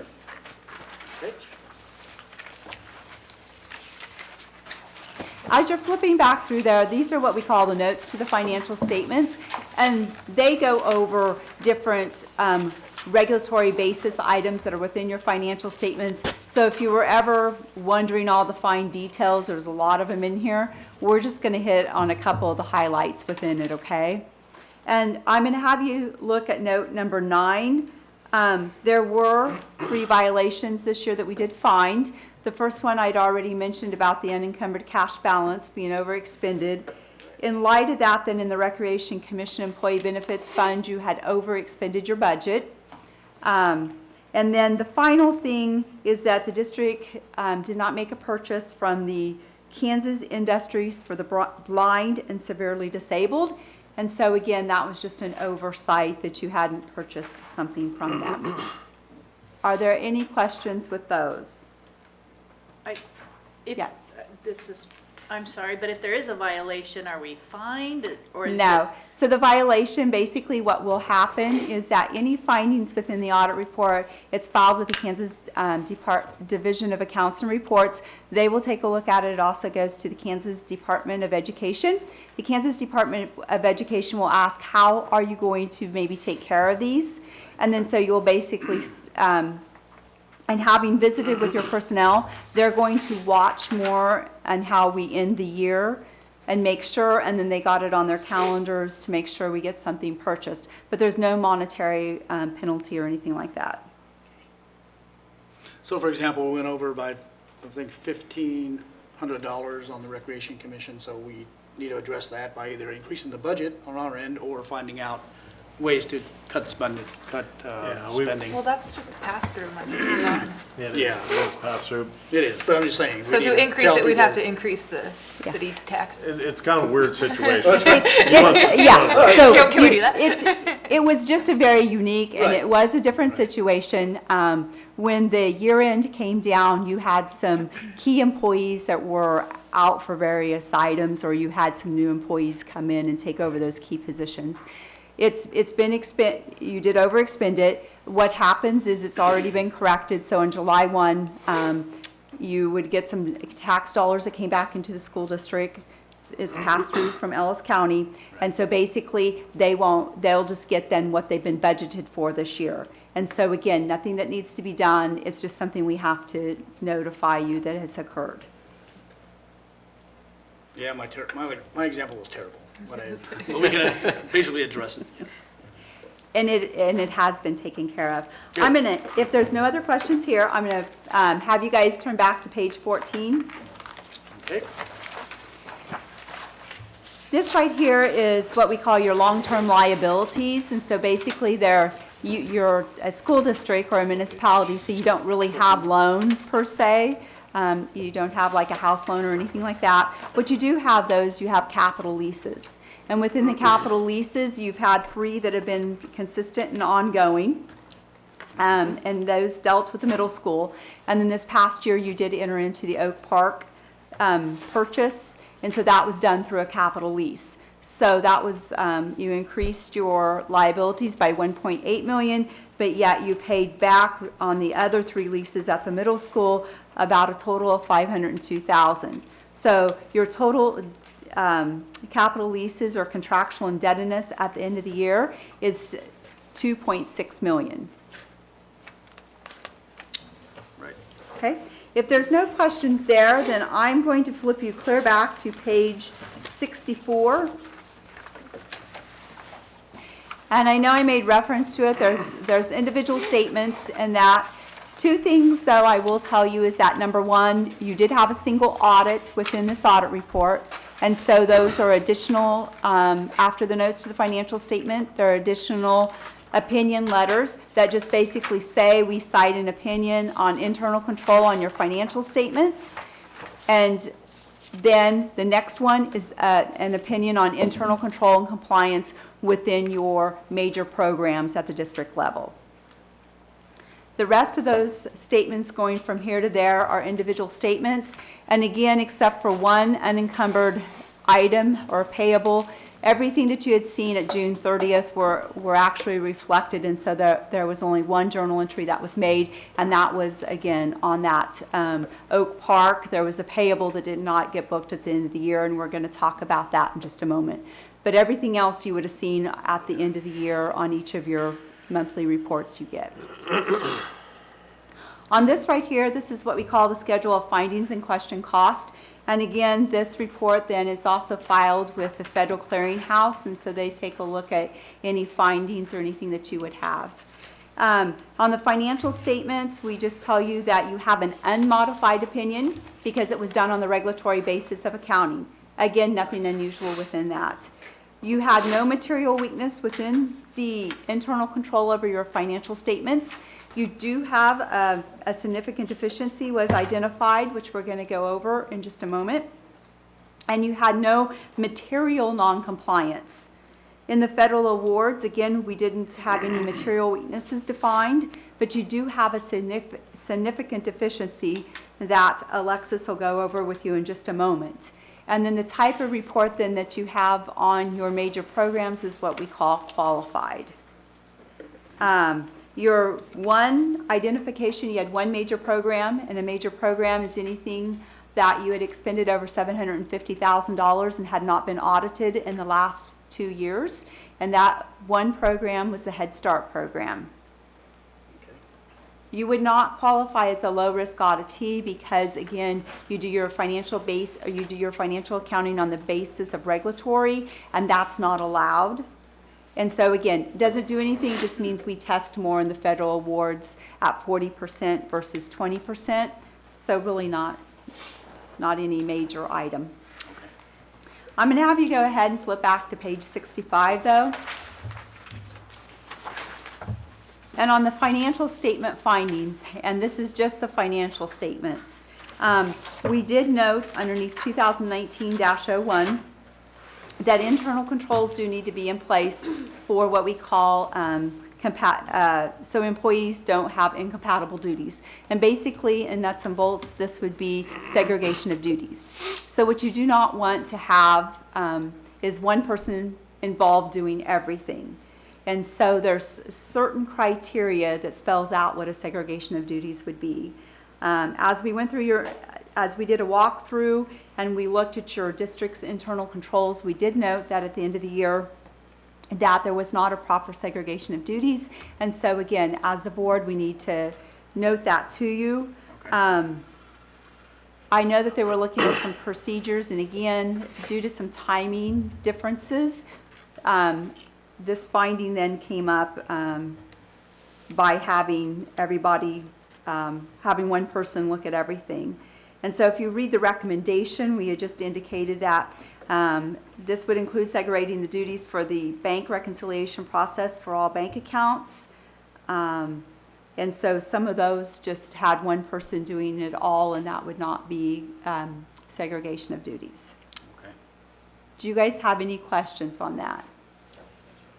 Melissa, how long have you been doing our audit? I would guess probably 10 years myself. Hasn't that been an issue that's been brought up before about having multiple people? On segregation of duties, it has not. You guys actually have proper segregation of duties, but due to some key turnovers, those did not occur this year. So are you talking about like in the activity fund, at least 3 people? Look at not the activity funds. That's a separate, and that's done at the attendance center level. We're talking the actual financial statements themselves, which means like if Alexis and I were doing it, I would maybe prepare the bank statement. She would actually receive the bank statement. She would take a look at it to ensure nothing unusual went through it. And then we would have, say, you then look at the overall bank reconciliation, so 3 people. But you wouldn't have me do everything. That would not be good. And you're not protecting me if you have me do that. That's the most important thing. That brings up an interesting thought, though. As far as when you're doing an audit, is it just a snapshot of that year, or do you look at other trends being new? Obviously, we're not aware of those trends, and therefore, if you would see any trends that haven't been addressed, would that be also shared with us? It Or is would be just shared with you, and I'll get to that in just a moment. Okay, good. So what happens, and that's a great question, if there was something, and again, we wouldn't have any surprises, the superintendent would have already known about it, which we went over everything with him. But if we did have a finding, which we did last year, then we have to tell if it was taken care of or not. And so there are certain, at the very end of the day, you guys are going to have to complete a corrective action plan on these items and tell us how they've been taken care of. Probably not so much as to me, but the federal government and the Kansas Department of Education will want to know exactly what rules and procedures were put into place. Okay? Good questions, though. Melissa, so what about the state audit? Do you compare that, or any exceptions with that audit do you look at or compare or not? Or is that separate? They do something different when they call it an audit. They come in and they specifically look at 100% of everything. We do not look at 100% of everything. We devise the audit program to look at what your higher risk areas are, and we concentrate on those areas, but we do not audit 100% of all receipts or 100% of all expenditures. Do you look at those exceptions and see if they've been taken care of, or that you don't even look at them? You know, we will take a look at the report, but again, we develop our own. If it was something that was very prevailing, then yes, we would take a look at it, see if it's been corrected or not. But again, didn't note any of those this year. Thank you. Okay. The second item then is that internal controls should be in place to ensure that all accounts payable and encumbrances are booked at the end of the year. And you did have a material one, and again, it was just due to a timing difference, and with key personnel being out, it did not get caught in time. And so we had to go back and book that. And so again, you should have some type of a procedure or policy in place to address that. If there's no question on that one, then I'm going to go on to the next one, which is 2019-03. And again, internal controls should be in place. That information that's put into the payroll system is being reviewed against source documents. And you guys get a lot of contracts in, you get a lot of work agreements in. And so everybody needs to sign those. And so, you know, as a teacher, I would need to sign mine. And again, the president signs off on it. That's a lot of paperwork going through, and then if you also make a change to it, you need to have that change documented. You need it within your, you know, you need to have a signed copy of it and stuff. Well, so we really could not find that there was a secondary review. So if I came in and I got the contracts and I just told Alexis over here to run the payroll, no one reviewed what she had put into it. No one reviewed what I had. Now, I'm not saying that there was large issues or anything like that, but again, if something can happen, then you could accidentally pay somebody that you're not supposed to. And so that's what those are. And so you should have somebody review those that get the contracts in it to send it over to who does the payroll. Again, you're there to protect your employees and to make sure things are going correct and to give them the tools to do that. And so, as we talked about it, we recommend that someone in the HR review the payroll amounts after the signed contracts have been input into the payroll system, but before the first payroll is ran on the new contract has been paid. The final contract should be kept in a file to be readily assessed by anyone that asks for them. And so again, that's something that we would recommend. Are there any questions on that? If not, we're going to flip you over to the next page, and this is the finding of your major program, and Alexis is going to go through that for you. Okay, so 2019-04 is a very similar finding to the previous one. It's concerning the payroll internal controls. It's just specific to the major program.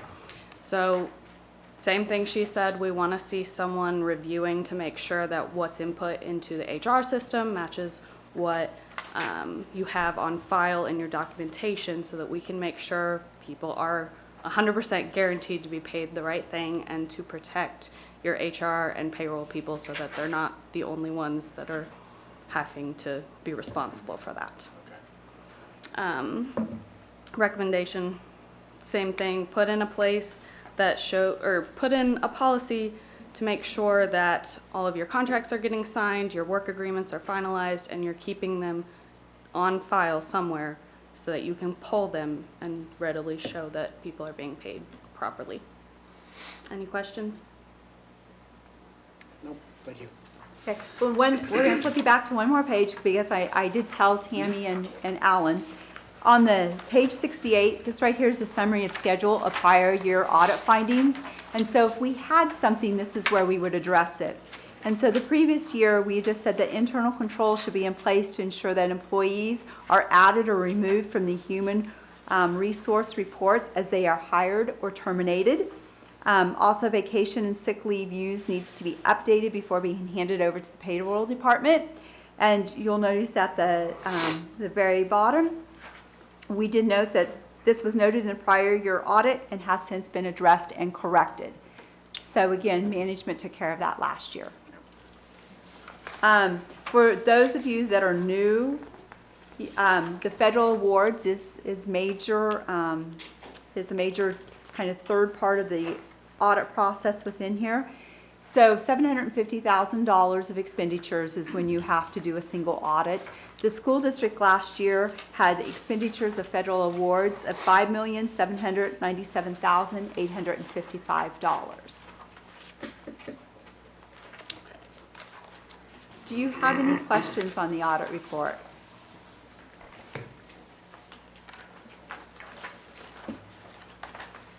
If there aren't any questions, we do have one other loose leaf letter to kind of run through.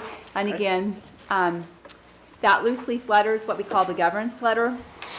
And within the governance letter, this is something that you do need to bring back to the board just so that they're aware of. If we had discussed anything with your management, that you would know what it is. We didn't have any significant audit findings related to the type of accounting practices that you have.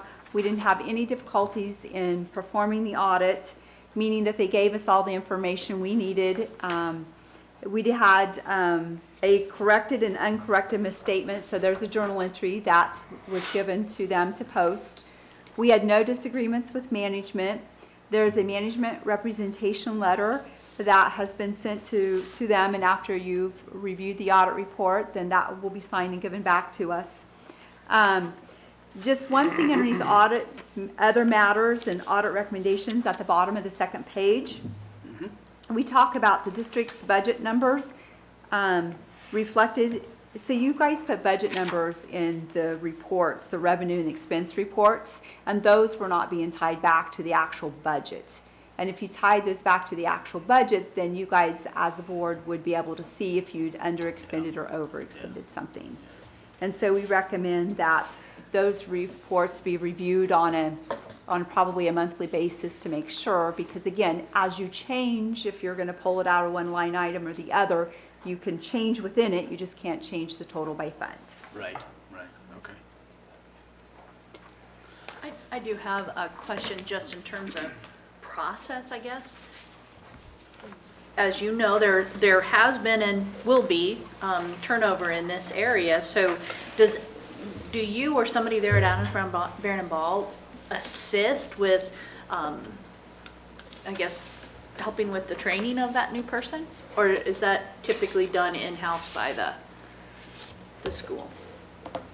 Well, I'm going to answer kind of probably from, so as the audit, and because you guys have a single audit, or anytime you have an audit, we have to maintain our independence. We can't get too close, so we would not, if you had a question, we could give you the pros and cons, but we cannot make any type of a management decision.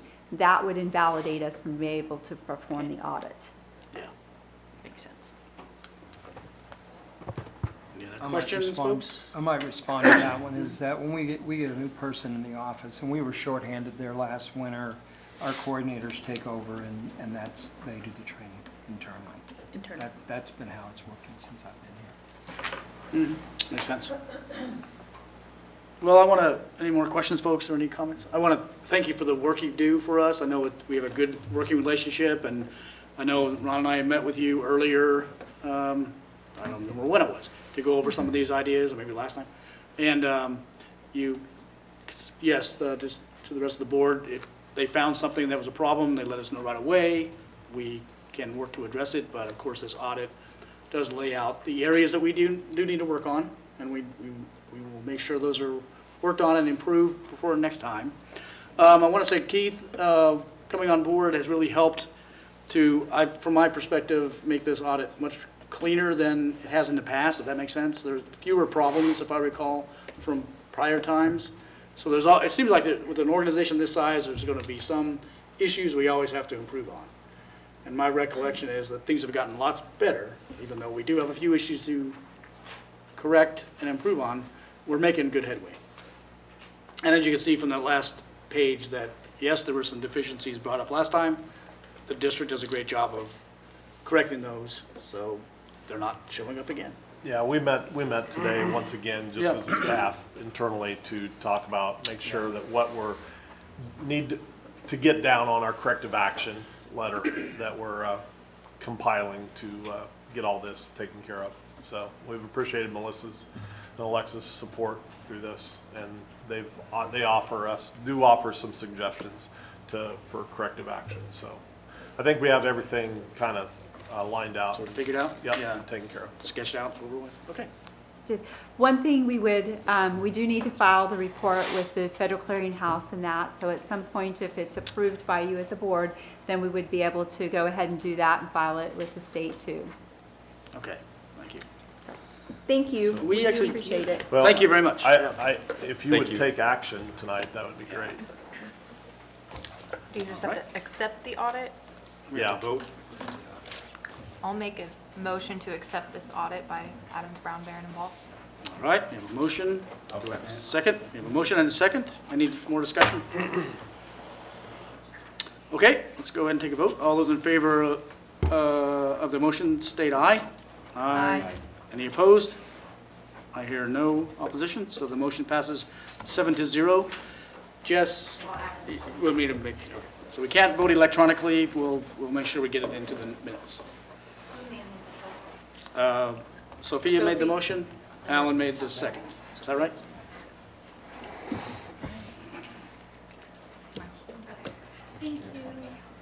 Good, that's out of the way. Okay, next, district communication. That's Okay, you, just, Ron. I'll share a few things with you.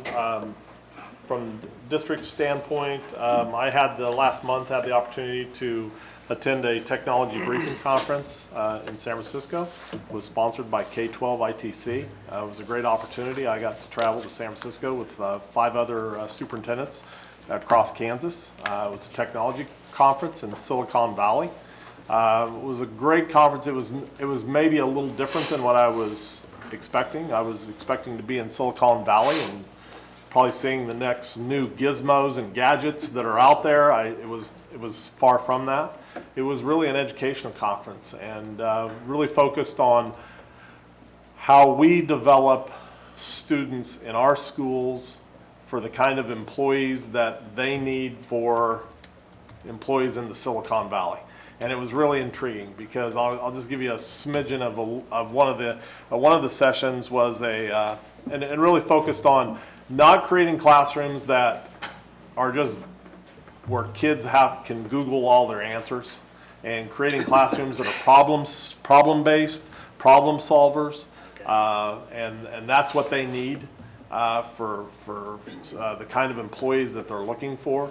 And so it was in fact, we even went through a interactive session where they put us through a session where they would we had seven different stations, and we had to go figure out the problem, but they would not give us any help.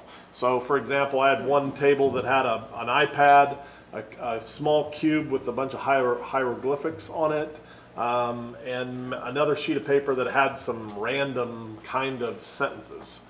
Well, we walk up to the table, we're trying to figure out what's going on, but they don't give you any help. And the interesting thing is, by picking up the iPad, focusing it on the hieroglyphics on this little cube, it started giving us information that allowed us to solve the question on the piece of paper. But once again, adults, we're horrible at this. Our kids today, they're interactive and they're willing to take risk and things. And so those are the kind of students that they need for future employees in the Silicon Valley. So it was really intriguing. It was a great opportunity for me to go to San Francisco, and I've never been there, and see some sights, and it was a great opportunity.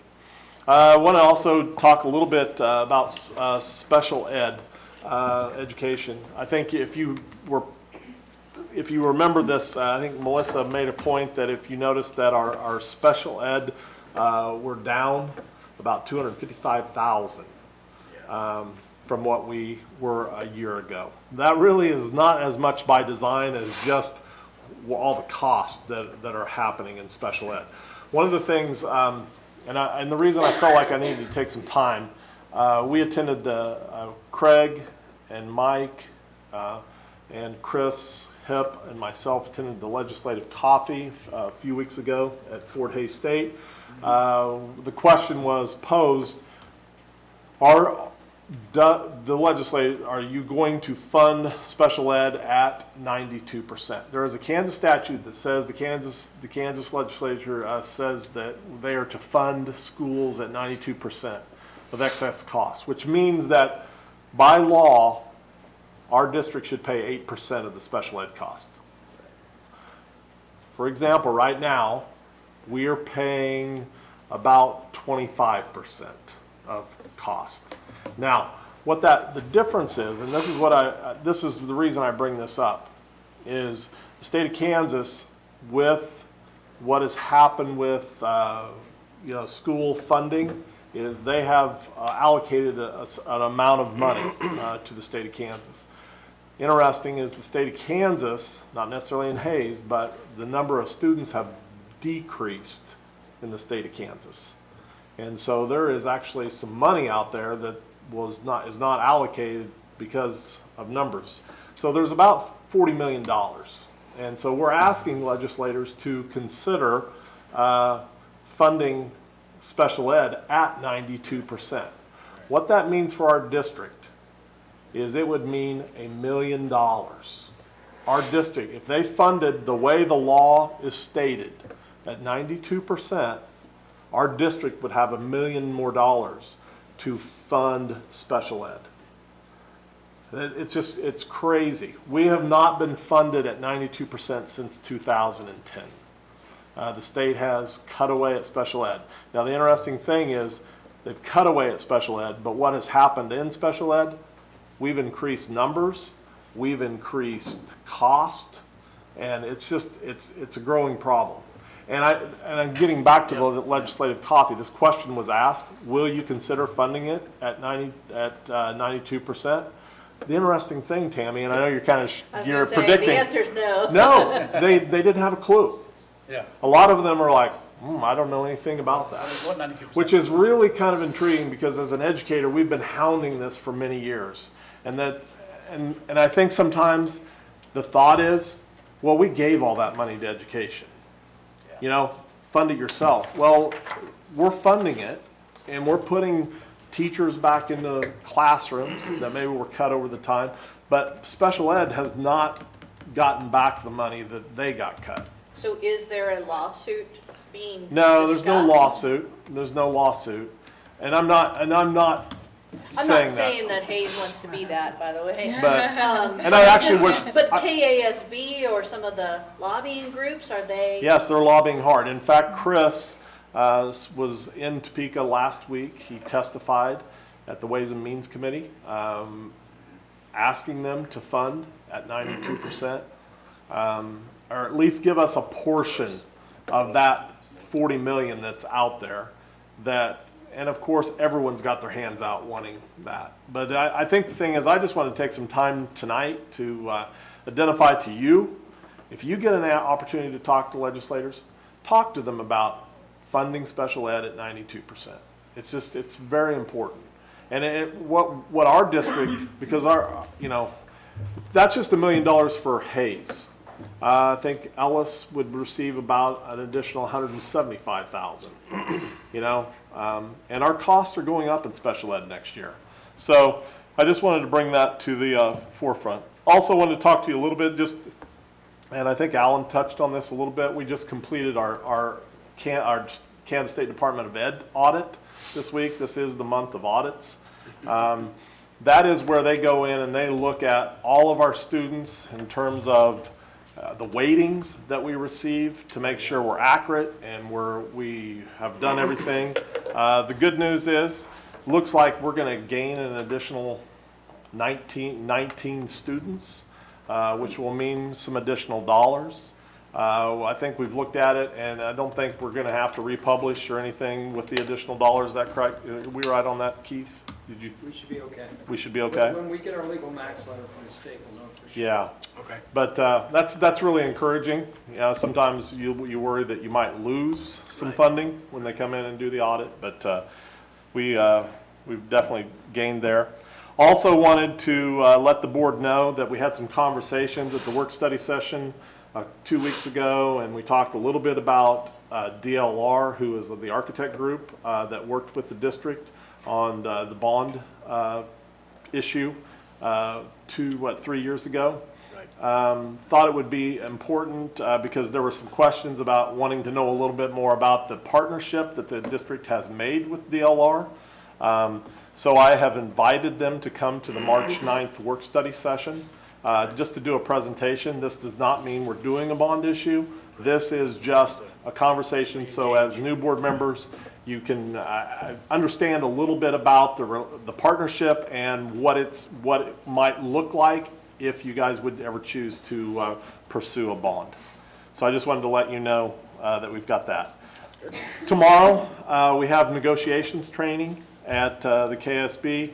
Once again, I think we talked a little previous about this, is that there might be more than 4 of us, which is perfectly okay. All we have to do is we'll have to let everyone know that we'll be together tomorrow at the venue at 1:30. There is a waiver that I'll ask each of you to sign that just gives you to waive the 2-day notice, which is perfectly fine, and that's that for the purpose of negotiations training. So I'm just trying to clarify, how many of you are planning on being there at the venue at 1:30 tomorrow? Okay, so there'll be 6 of 5, 6. 6. Lori's not going to be there. Okay. So we'll do the form and sign. Yeah, we'll do the form tomorrow. Well, I'll have it there ready for you to sign. So. But I think, realizing that we're not giving the proper notification, but we are taking advantage of it being here locally. You're taking advantage of it being here locally. KSB comes to Hayes. There'll be other surrounding districts, boards at that in attendance, I'm sure. I think it's also good to clarify that this is not a meeting that the 6 board members will discuss policy. It's a training session, so we'll be receiving information. But since we will have more than 3 of us there, we do need to make sure that the public is aware that we're going to be meeting in the same room to receive training. So we will take care of that form tomorrow, which is pretty standard. We try to avoid these. We try to plan things ahead, but sometimes these things happen, and we. Well, there's really no way to avoid it. Right. You either go as a group or you don't go as a group. Right. So, but it's perfectly fine. Mm-hmm. And we'll alert everybody that is notified that we are having a special meeting, but it'll only be for negotiations training. And we'll do that first thing. And just the last thing is, I just wanted to make sure, and this is actually the first time I'm aware of this, but I do think it's worth noting. Actually, next week is a Public Schools Week, and this week was created by Learning First Alliance. This is the first one that I'm aware of, but this is just a week for school board members, administrators, teachers, parents, just to highlight the importance of public schools. I think sometimes, as public schools, we sometimes are kind of take it on the chin a little bit. And so this is just a plan to promote the importance of public school and what we do. So this one, and that's all I have. That's next week, starting Monday? Next week through the week. All right. I'm not sure what we're going to do, but we'll have to do something, guys. We'll hashtag it. Starts this week, sorry. It starts this week. Oh, no. Yeah. You've already missed a couple. All right. God, where'd February go, man? Time flies, I know, that's right. Okay, let's move into the action items. First action item is 8.1, Administrator Contract Extensions. Do you want to talk here a little bit, Ron? Yeah, this is just a motion that is needed to approve the contracts for all administrators on the list. And I lost my connection, so I'm gonna. Well, I have it. Yeah, all the names that are on there: Tom Albers, Kyle Carlin, Shanna Dinkle, Donna Hudson Hamilton, Lance Cranwitter, Carrie Lacey, John Lynn, Carrie Peterson, Anita Sheevy, Marty Straub, Fred Winter, Shauna Zweifel, and Ron Wilson. And this would just be adding a year to their existing contracts. Extending the contract for 1 year, right. Okay. Do we have a motion to accept the contract extensions as presented? I'll make that motion. Okay, thank you, Lori. Do we have a second to that motion? I'll second it. Okay, do we have any discussion among the board?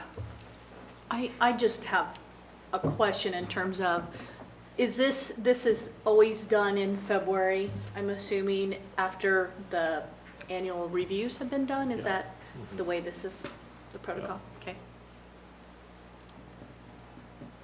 Good question. Any other comments or discussion? Okay, I want to ask for a vote. All those in favor of accepting the contract extensions as presented, say aye. Aye. Any opposed? No nays. Motion passes 7-0. Please vote electronically the same way. All right. Next item, approval of policy revisions. Yeah, this is just the three policies for you to take action on tonight. Those are the same revisions that were first read last meeting. And it's two of the three are vaping. The electronic delivery device, they're called ENDS, electronic nicotine delivery devices. And this just kind of puts into a policy, it gives just a little more defined. And you can see the changes that have been added there, as well as the investment of funds policy is the other policy. So I just need action from the board to approve. Do you want one motion for all three? Yeah, one motion for all three would work. I would. Unless you don't want to approve a certain motion, then I think then you can pull it out. But what we'll do is Open we'll. up for discussion. That's right. We'll, someone will make a motion, we'll do a second, we'll have discussion. If somebody wants to make an amendment to pull one out, then we can vote on that. But yeah. Okay. Let's start with a motion. Do I have a motion to accept the policy revisions as presented? So moved. Okay. Thank you. And we have a second. Okay, thank you. Any discussion? I'd like to say I read through them and it just looked like verbiage changes. So most of them are fine? I do find it odd, and I just kind of want to comment on it, for KASB to recommend under the investment of funds, spelling out that we would pick the one with the highest interest to invest our funds in. They spell it out, and it says that we would pick that one, and then once all of our funds are spent in that, would go with the second highest. Oh, yeah. I find it interesting that has to be put in there in writing. Because it would be pretty obvious, right? I don't know if they just don't trust all schools across Kansas to realize to do that or trust them to do that, but I don't know if that puts us in a bind if we were to have an institution that put in a higher interest rate and we don't want that institution, or we don't trust them, or there's problems with that institution. But we write in policy that we would go with them just based off their interest rate. Under the bid guidelines, and that would be a situation where they might be bidding our services for investment of funds. It allows us to, if they're not a responsible bidder because of past history or things that we're aware of, we would be able to remove them from the bid because we consider them a non-responsible, as a non-responsible bid. So in board policy, we would go back to, refer back to that. Okay. Good question. Yep, good question. Will there be other times that, or is this the last time we'll do policy revision, or will we? Well, no, policy you probably won't see any policies. Actually, this is kind of the lightest policy I've seen in a while. Usually you have a list about this long. They do it about 2 times a year. KSB gives us 2 times a year. So you probably won't see any until the start of next school year. That'll be the next. Do we send our whole policy to them and they look through all of it? That is a service. That is a service that we can. It would be additional beyond what we already pay KSB. There's several different layers of what they can do, but that is a service that KSB provides, where they can go back in, and when you take they take all of our policies and go through each one of them, and then would bring back probably lots of recommendations. I don't know this, but as long as I think, and I would guess that you have been keeping up with policies over the course of time, so they should fairly match what KSB has recommended. The only situation would be is if there was a period of time where you were not updating policies for a long period of time, then I think it's worth, if we're starting to see some issues where our policies are not current. So the policies that were brought forward as far as recommendations from Adams, Brown, Bear, and Ball, would those be policies? Those are not board policies. Those are what we call internal controls of our financials, and those would be different. Okay. I will say, as a board member, I mean, we should be familiar with the policies. So if you do read through them and think there's something to bring to the board for us to look at, Sure, we're exactly. in charge of making sure those are good. Yeah, we don't have to wait on KSB to recommend a change. If something, and a lot of times how that happens is something happens in your district that you're made aware that maybe the policy we have is not what we currently are doing, and that does happen. It does occasionally happen, and that's when we can look at a policy and rewrite it, and that's very possible. So if things over the course of time you see something, we can definitely note it and spend some time trying to fix it as a board. Can you check to see what that service costs? Yeah, I definitely can. I can give you some numbers on that, on what that would cost. And the board has a schedule to review board policies. In the past, I believe I've seen every so many years it's taken on by the board to review. Just go through them again? Yeah. About how, Lance, do you recall when maybe that was done last? I have to look. We did them a couple of years ago, I know. In the past couple of years. In our handbook, we can see when sections of the handbook have been updated. It's been, I don't know. Because that's a pretty extensive. 14, 11. Yeah, it's a lot of time, and you can spend a lot of time on something that, 16. just like Sophia was saying, the language sometimes can really bog you down. 15. I will admit, when I first got onto the school board, one thing I did was I printed off all the policies and took a pencil and started going through it. And if you want, I can bring you my edited version of the policies. Right. They're sitting in my basement. Sophia's might have to bring unedited Ben. version. Maybe you can compete with KSB. Yeah, there you go. But get back to this. These are recommendations that KSB has made for us to accept these policies. And if my memory serves, the board almost always takes the recommendations. That way we keep up to date, is what I'm saying. But there may be a policy that we don't want to accept, and that's totally fine. I do think all 3 of these make sense. So okay, so we do have a motion and a second. Any more discussion? Okay, I want to call for a vote. All those in favor of accepting these policy revisions, state aye. Aye. Any opposed? No nays. Motion passes 7-0, and please vote electronically. All right, next vote. We will consider a bid for the High Plains roofing for roof improvements to O'Laughlin and Wilson Elementary Schools. Well, I'm going to start out with Wilson first. Okay. If you remember right, a few meetings back, I visited with you about that roof, sort of a gray one as far as it's still under warranty. It had some vandalism that created some damage to it. We've been working on it, trying to get the repairs made, and we've been doing that for about 1.5 years now.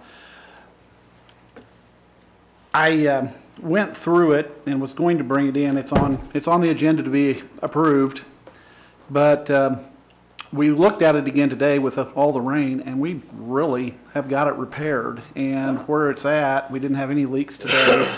I visited with Anita so that I didn't catch her off guard on what I was thinking. I actually went back to High Plains and talked to Eric Augustine about it.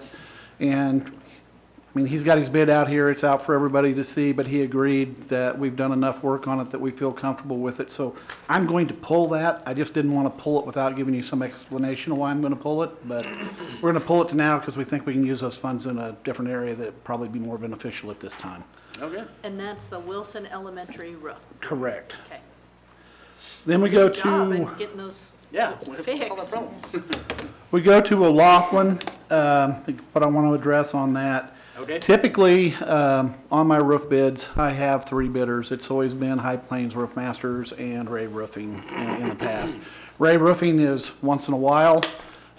Just I think depends on, they're coming out of Newton. I think it just depends on whether they need the work or not. Roof Masters and High Plains have always been consistent. You only see a bid from High Plains. Unfortunately, Roof Masters thought the bid date was the 19th and not the 12th. They'd actually came up, been on the roof, looked at it. I know they were considering a bid for it.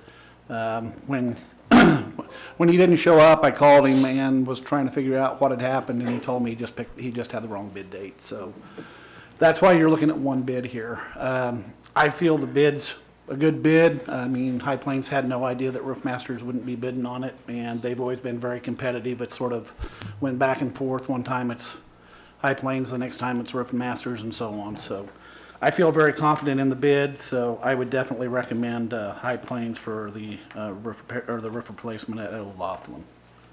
Okay. Write that down. Hang on a second. And this is for the entire roof Correct. of O'Laughlin. Correct. And it's a replacement, not a repair? It's replacement. And it would be switching it for the ones that want. It's a EPDM roof. It's sort of a black rubber roof right now that looks like a car inner tube. It'll be switching from that to a TPO material, which is a white material. So we're going to go from a dark black material to a white material. And it's more, I'm going to use a truck tarp type scenario for it.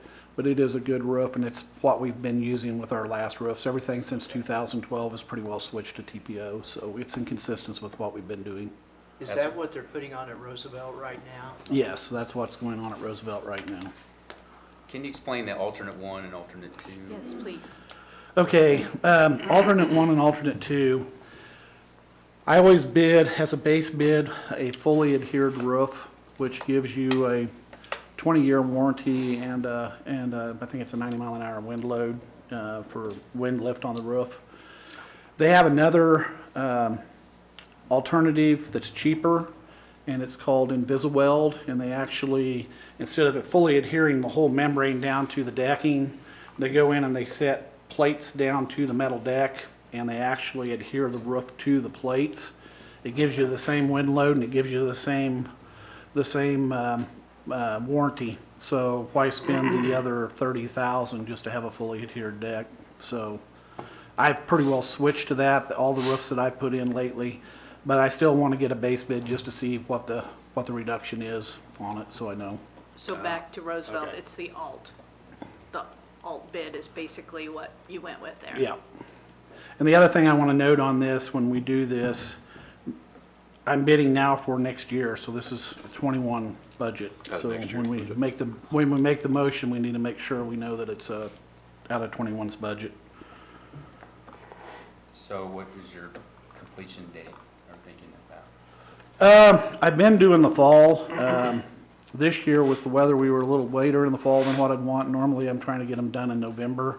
I get a better price on that than trying to do them. Everybody's wanting to do them in the summer, and being the roofers are here locally, I've sort of worked with them on that, and that's sort of been what we've been doing as far as local. So, completion date on it, I'd have to go back and get the actual bid spec that I sent out, but I'm guessing it's probably 30th. Of fall of next year. Right, fall of next year. They for July 1. Of Matter of fact, 2020, I'll go ahead. fall of 2020? Yeah, July 1 of 2020. See, our fiscal year starts July 1, so I'm in that next fiscal year. So as soon as I move into that fiscal year, I'll go ahead and get my tax, project tax exemptions, and I'll go ahead and cut the PO, get the money encumbered so out of my budget so that I don't have it in there. So it could be, I know, how much of a discount do you get by going later? I don't know. You'd have to bid it to know. I really, without talking to them and knowing, I just know that when we've talked about it, it's their off-season. They're slowing back down and on that piece of it. It's sure not interruption in the school day. Yeah, I've visited with my administrators on that, and we've worked through that. I haven't really had too much. I know there's some disruption, but it's minimal. So the process that, like, when we talked to Glassman about the day or on weekends, is that something you talk about? They're usually coming in early. They're getting in, even during the winter, they're getting in early. I mean, if you talk, they're in early and then they're putting in a full day, like over. And I've visited with her off and on it, and they really haven't had that much disruption with it. Rusty, when you do the bid, do you allow so much time for them to get it completed? What worries me is a company that starts a project and then leaves for several weeks and then comes. Oh, I haven't had that. This one, High Plains did pull off on Roosevelt for 3 days while they were transitioning over to the gym. They talked to me, asked me if I said I actually went and talked to the building administrator, told them what the deal was. She was good with it. They pulled off for 3 days and went and took care of a wind or a storm damage. Came back. They've got the gym set. We're waiting on the finish up the flashing, counter flashings and the gutter. So they pulled off to do another job. I think they're going to be gone till they finished up on Friday. They're going to be back on our job site on Wednesday and start. And they figured they had a week and a half in getting the guttering on. So it really hasn't been. We maybe lost 5 to 6 days out of it, depending on whether that was 2 or 3 days on this one. But I'm glad that it was coordinated at least. Yeah, That they communicated that. yeah, they're good about, both roofing companies are good about communicating what their intent is and what they're doing. So I've had a good working relationship with both of them. Okay. Hold on a second.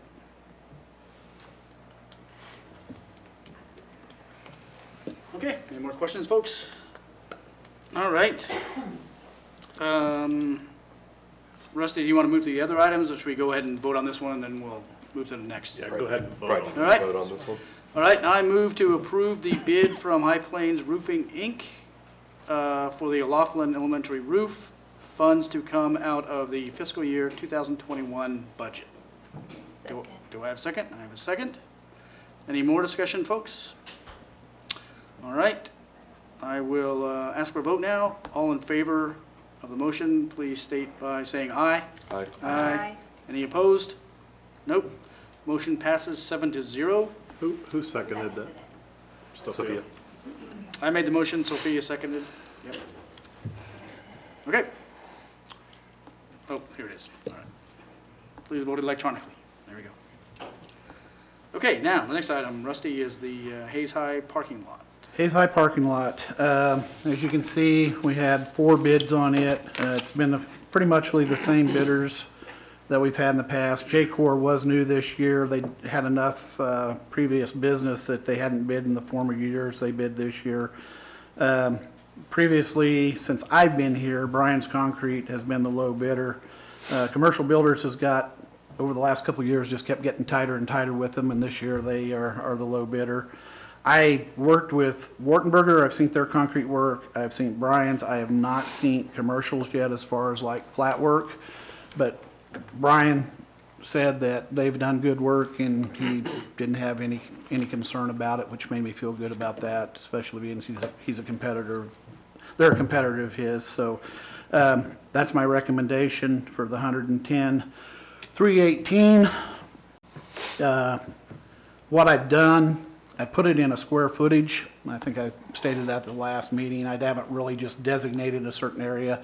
Marty and I have been looking at that and trying to determine where the greatest need is, and where I was looking at originally, I think we're going to move from, because we've had a lot more damage this year to more of the center part of it. So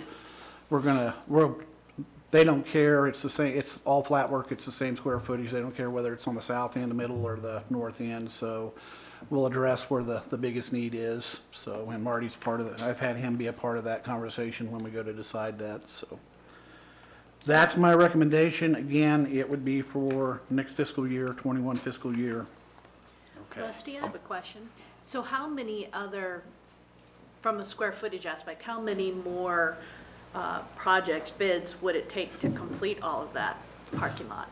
Just in the student side, I would probably have at least 3 more, and I'm doing, so 1 a year, so I've got probably 3 more years in that. And then when we go to the faculty side, I've probably got 4, maybe 5 years in it. So we've just been having it every year, we've had something. Okay. We basically I've set back about 100,000 to put toward parking lots, and we just keep chipping away at them. And then on the other parking lots, we try to do some crack sealing each year and some sealing and stuff, and we're basically just patching them, getting by till we can. We have ground out. Some of them have got bad enough that we've actually went in and replaced an area in those with concrete. I've done some of that at Roosevelt. Wilson had some cracks opened up that were big enough that we had to go in and grind them out and come back. So it's another one of those that we've got more need than we've got money or time to get it done. That's what I wanted. Okay. Now, is it the same square footage as you did last or this summer? No, I added actually a little because they were all getting closer and getting closer together, so I changed it up a little bit just to get a bid, and I didn't think about it. They're all bidding square footage, so it really didn't make sense. I mean, Brian told me it came down to less than 4 cents a square foot on the difference on it, so. So you mean it's a bigger spot? It's a little bit bigger. I think it's 20 feet wider than what it was. Because it was $90,000 last year, and now it's $20,000 more. I guess it was 96. I think it was 96.3 last year, and it's 110.3. So basically, I added by adding that 20 extra feet in there. What did I add? About 4,000. Or no, that wouldn't be right. About 14,000. Yeah. So, and that is, when are they going to get this completion done? Same thing, with it going into next fiscal year, they won't be able to start till July 1. And with Brian, I mean, he's pretty much started just about the end of July, mid-July, and usually has it done. By the time I get him the POs, the project exemption, they'll start their tear out, he'll start his pour back. Last year, we had some moisture right toward the end of it, and we went right up to the start of school. School had actually started when we finished it on the far end.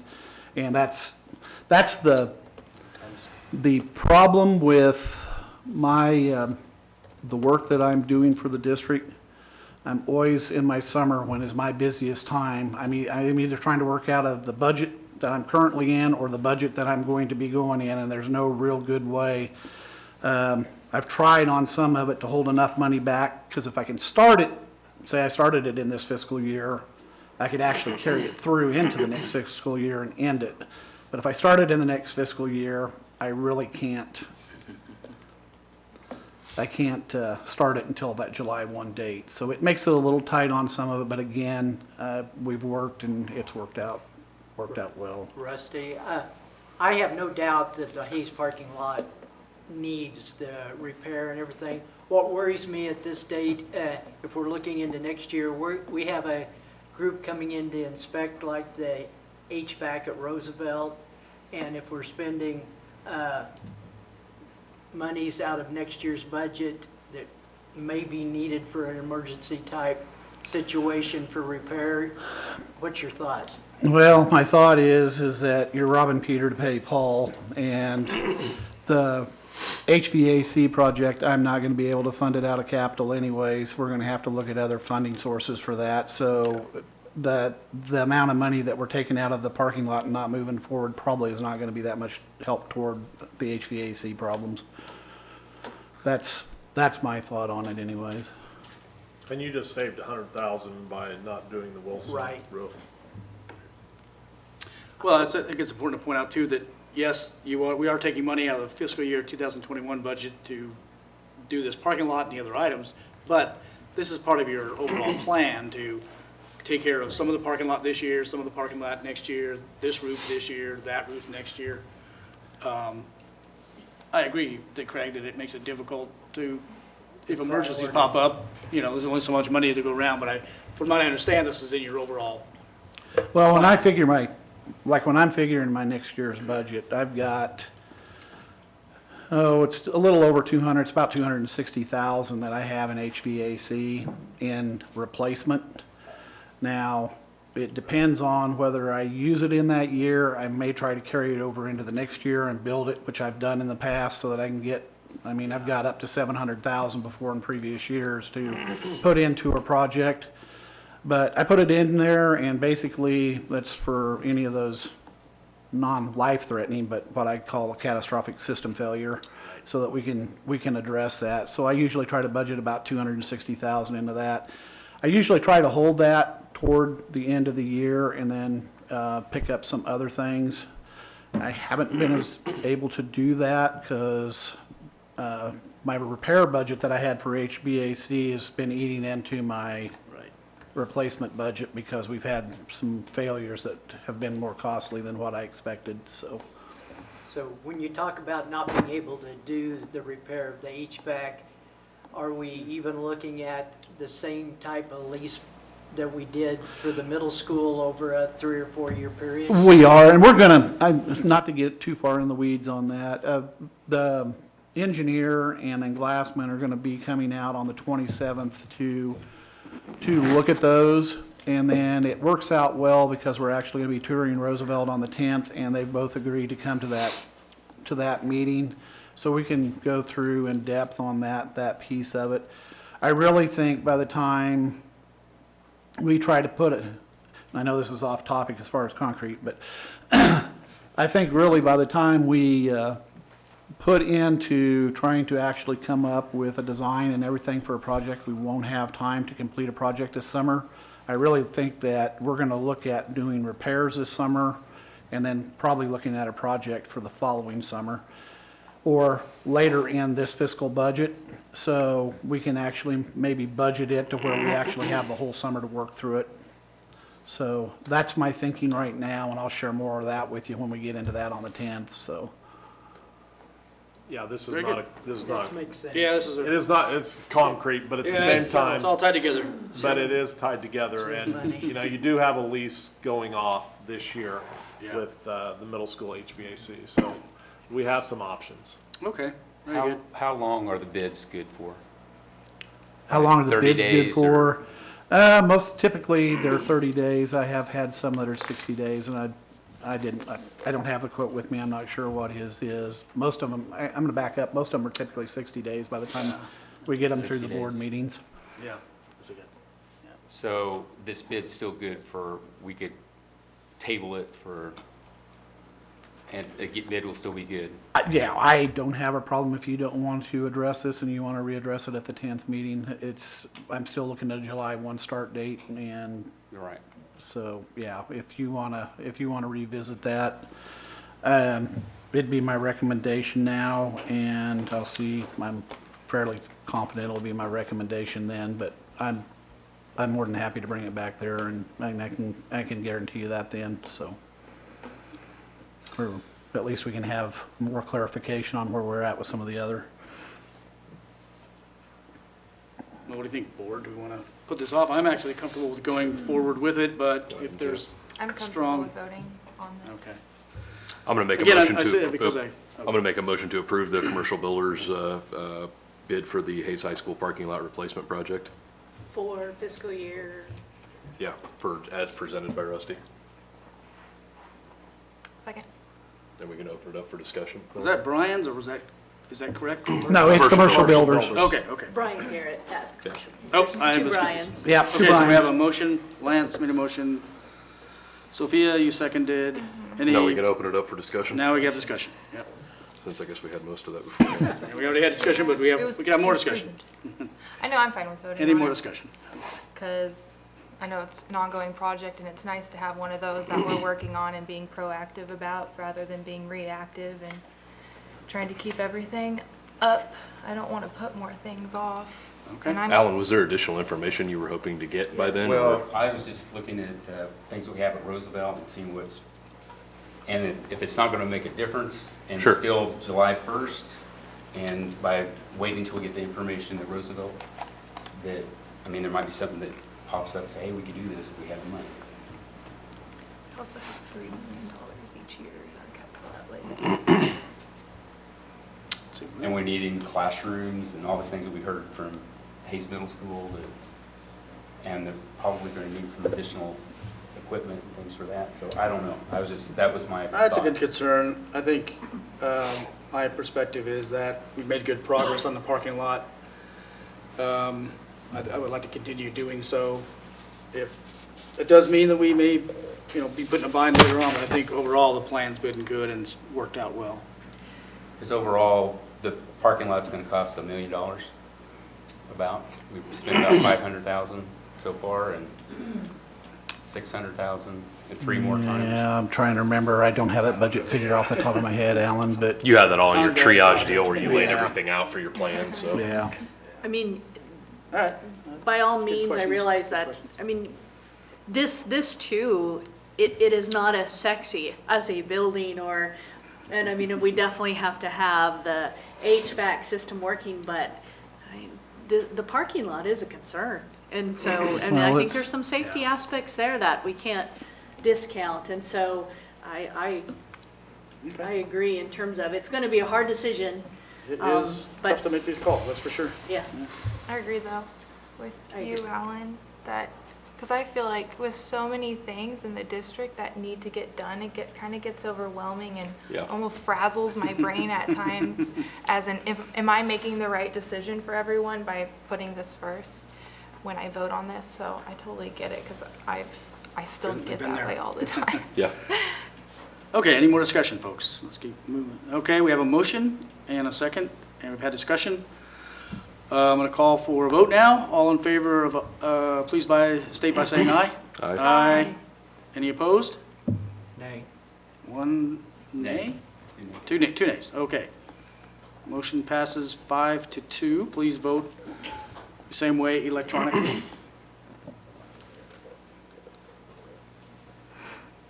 All right, motion passes 5-2. All right, next item is the center shop roof bid. Transportation center shop, sorry.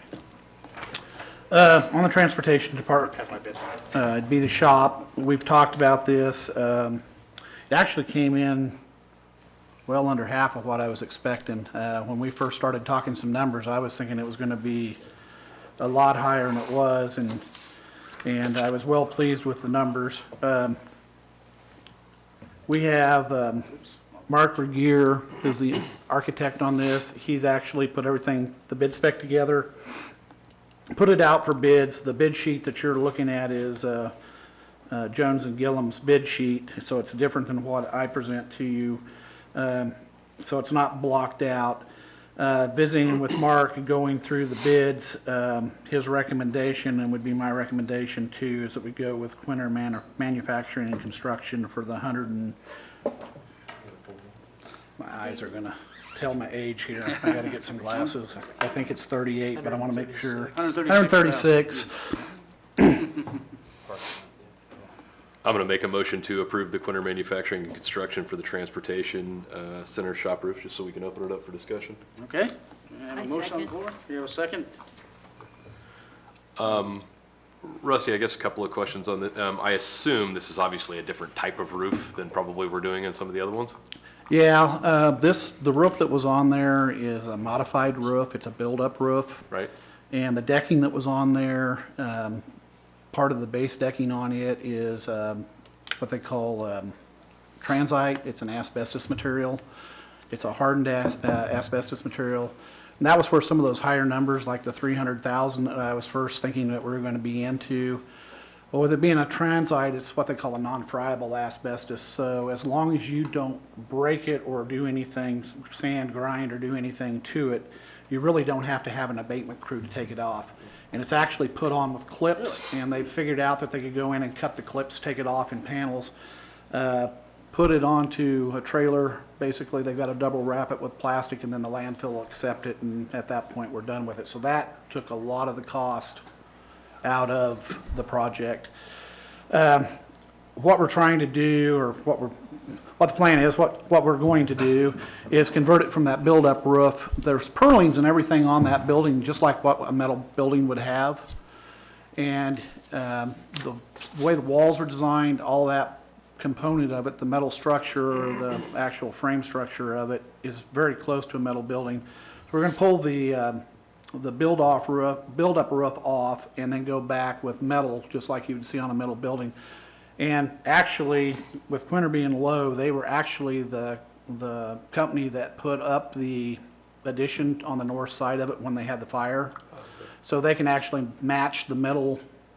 And they even, it gets better than that, but anyways, they'll match it, they'll have the same design, they'll come back in and put the metal on. So with the exception of the west side toward the south end, that will stay stucco. It's still in good shape. We're not going to go ahead and cover it, but the south side and the east side of the building will be have purlins furrowed out, and they'll put metal on it. So it's taken all those glass windows that are on the south side out. We've had a lot of water leakage through it. We've had a lot of roof problems with it, and even going up on that roof, just walking around, I caution everybody because we've had places break out on it. It's just not a very solid roof. So it replaces the roof. It replaces the east-south corner of the building where the garage doors are to metal. It changes all the south over to metal, takes all those windows out and takes it down to smaller windows that are at a higher height so that you can't see into the shop, to where you still get the light, but you can't see what's in the shop. And then brings it around to the west side. The west side, we're going to take the big windows out there and then put inserts in there to close those up, and then it addresses entry doorways. So there's more than just a roof in this project. Okay. So, Thank you. It's complex. Well, so just to confirm with you, Rusty, obviously the parking lot, you had a game plan that was to span over several fiscal years, and this is the same with the roof, correct? You have This a game roof- plan or not? This roof has been a trouble roof since I've been here, and it's another one of those roofs that it's not on a building that houses students, and it's an easy one to keep pushing down the road, but we've pushed it down the road till it's become a real concern, and even to the point of maybe a safety concern. We did have a slip and fall in there from water on the floor, and because we have, you have vehicles in there and them getting wet's not that big a deal, but then we're also getting it on the floor. There's a number of tools in there, and we've pushed it down to the road to the point that we just really need to address it. What's your completion date for this project? This one would start July 1. I put it into the next fiscal year because I was looking at more of that $300,000 budget. And when it came in at the 136, it surprised me, and I maybe, it would make it tight for me to finish it this year, but they're doing July 1, and I think, I'm thinking they had a 90-day completion date on that. Now, the way Mark Regier puts his bids out, they just have them do a contract date, so many days from when it's let to finish the project. I don't know if they'll start right away because they're going to have to get materials in, because they're going to have the project exemption form in order to order materials so that they can get it tax exempt. So there's going to be some delay there, but we've visited with Russ and everything on that, and there's really not going to put us in a bind if we've figured out places to go with equipment and stuff. So Russ is aware of that, and we don't see any problems with it. So Is 90 days after we let the contract and that contract, or 90 days after we let the PO and the tax exemption. Is there an insulation on that? Yeah, there'll be an insulation. It'll be just like a metal building. They're going in and putting an insulation in just like what you'd put in a metal building. And it's the vinyl with the fiberglass in between it. All righty, we have a motion on the floor and a second. Any more discussion? Okay, I'm gonna call for a vote. All in favor of the motion indicate so by saying aye. Aye. Any opposed? 0. Motion passes 7-0. Please vote electronically. The same way. Starting to lose my rhythm here. All right, I think that's Thank all you. we have. Thanks, Rusty. Thank Thanks, Rusty. you. Appreciate Thank you it. very much. Next item is the proposed 2020-2021 district calendar. Yeah, just needing your approval on the calendar that you have in front of you. As you can see, we met, well, first of all, we met with the calendar committee 2 times, went through the process. There was a lot of discussion. There was some concerns about August 12th being a really early start. We looked at the issue. We're a little bit have been tied into the high school schedule for concurrent classes, as well as scheduling graduation at Fort Hays. And so through a lot of conversation, some conceding by some groups, we were able to come to a consensus that this is the calendar for the following school year.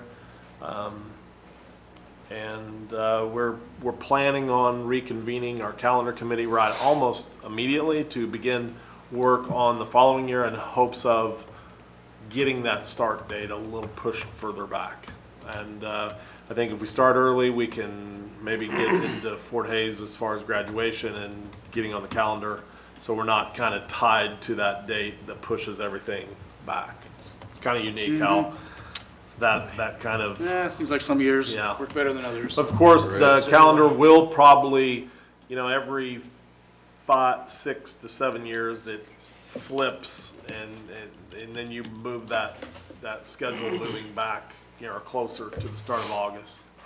I think this might be the year that is the worst. So, I have noticed some other schools are starting later. Of course, they would be getting out later. But part of our big dilemma is just how we have already scheduled at Fort Hays for graduation. Yeah. Okay. Any more questions for Ron before I call for a motion? The other thing we might note is okay. we did that fall in-service day typically falls Columbus Day, October, I don't know what that would be. But we have an opportunity to take all of our staff to basically a national conference in Salina, Kansas. But John Hattie, a lot of just national speakers that have the latest research on effective instruction and what's good for kids, is going to be held in Salina, September 22nd. So by scheduling it that day, we will load up buses and take as many as wish to go. Those who can't make it work into their schedule, we'll offer some alternative day of learning, but we're really excited about that, and we were glad that the committee also supported that. So parents out there, or those of you who look at how calendars compare, you might know that difference, but it was an opportunity we couldn't pass up. And Tuesday is an unusual day to have an in-service day. Yes. Usually it's a Monday or a Friday, but it's because of the situation in Salina. So kids have to come to school Monday, because that's going to be our count day, most likely too. So don't take a long weekend. Oh, they can't get off. Take a day off Tuesday, but. Your calendar committee is teachers, administration, some staff? Yes. Yeah. Throughout the district? Yeah, it's all a... buildings? Yeah. Yes. Very good, very good. Okay, do I have a motion to accept the 2020-2021 calendar as presented? So moved. Okay. Do we have a second? Second. Very good. Any more discussion, folks? The only thing that, I know how early it is, and with Fort Hays, because you're pushing back the teacher workday to what, the 10th of August? and just looking at the calendar, and that'll push, I don't know, I'm sure the administrators have had input at the building levels. That's going to put enrollment at the buildings clear back into July. Yeah, end of July. And I don't know, that's not good either. Yeah, it does seem like just one of those weird years. It seems like, With leap year. I say, I thought we had a couple of years ago, I thought there was one, there was kind of, where there was a bunch of questions on that, but The thing that there's a lot also we can do about it. confused me a little bit is I looked at the Fort Hays calendar for next year. They're starting classes like 10 days after this. 17th, I thought I read, was it 17th? I thought it was the 23rd, but it might have been 17th. Is our spring break lining up with Fort Hays again? Yes. Okay. alrighty. Any more discussion?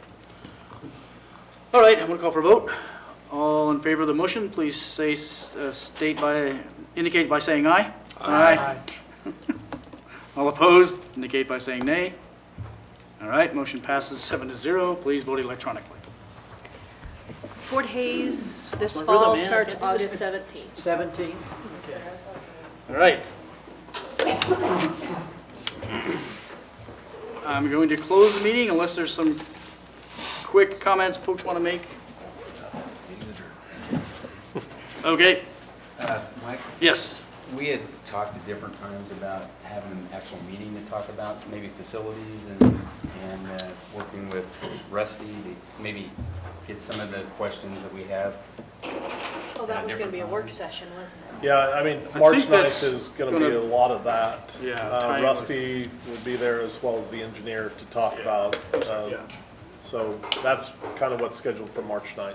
Will we get Rusty's kind of big calendar? You have that access. That's in our It's on the, docs, isn't on it? the library, Okay. under building and grounds documents. And does it have his update on his tickets, his maintenance tickets? No, it's not, that's not, I mean, are you wanting tickets? He was talking about, no, not to see him, but the update on how fast what they're getting through and. Yeah, no, that does not. And by building and where our Yeah. need, where all his effort is going to Okay. and to kind of look at which building is have most of the problems maybe. Okay. Does that make sense? Sure.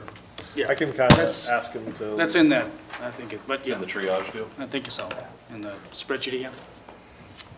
All I right. can ask him to get something. Okay, I move to close the Board of Education meeting for February 24th, 2020. Do I have a second? Second. Do I have a second? All in favor, please indicate by saying aye. Aye. Any opposed? Okay, motion passes 7-0. I did get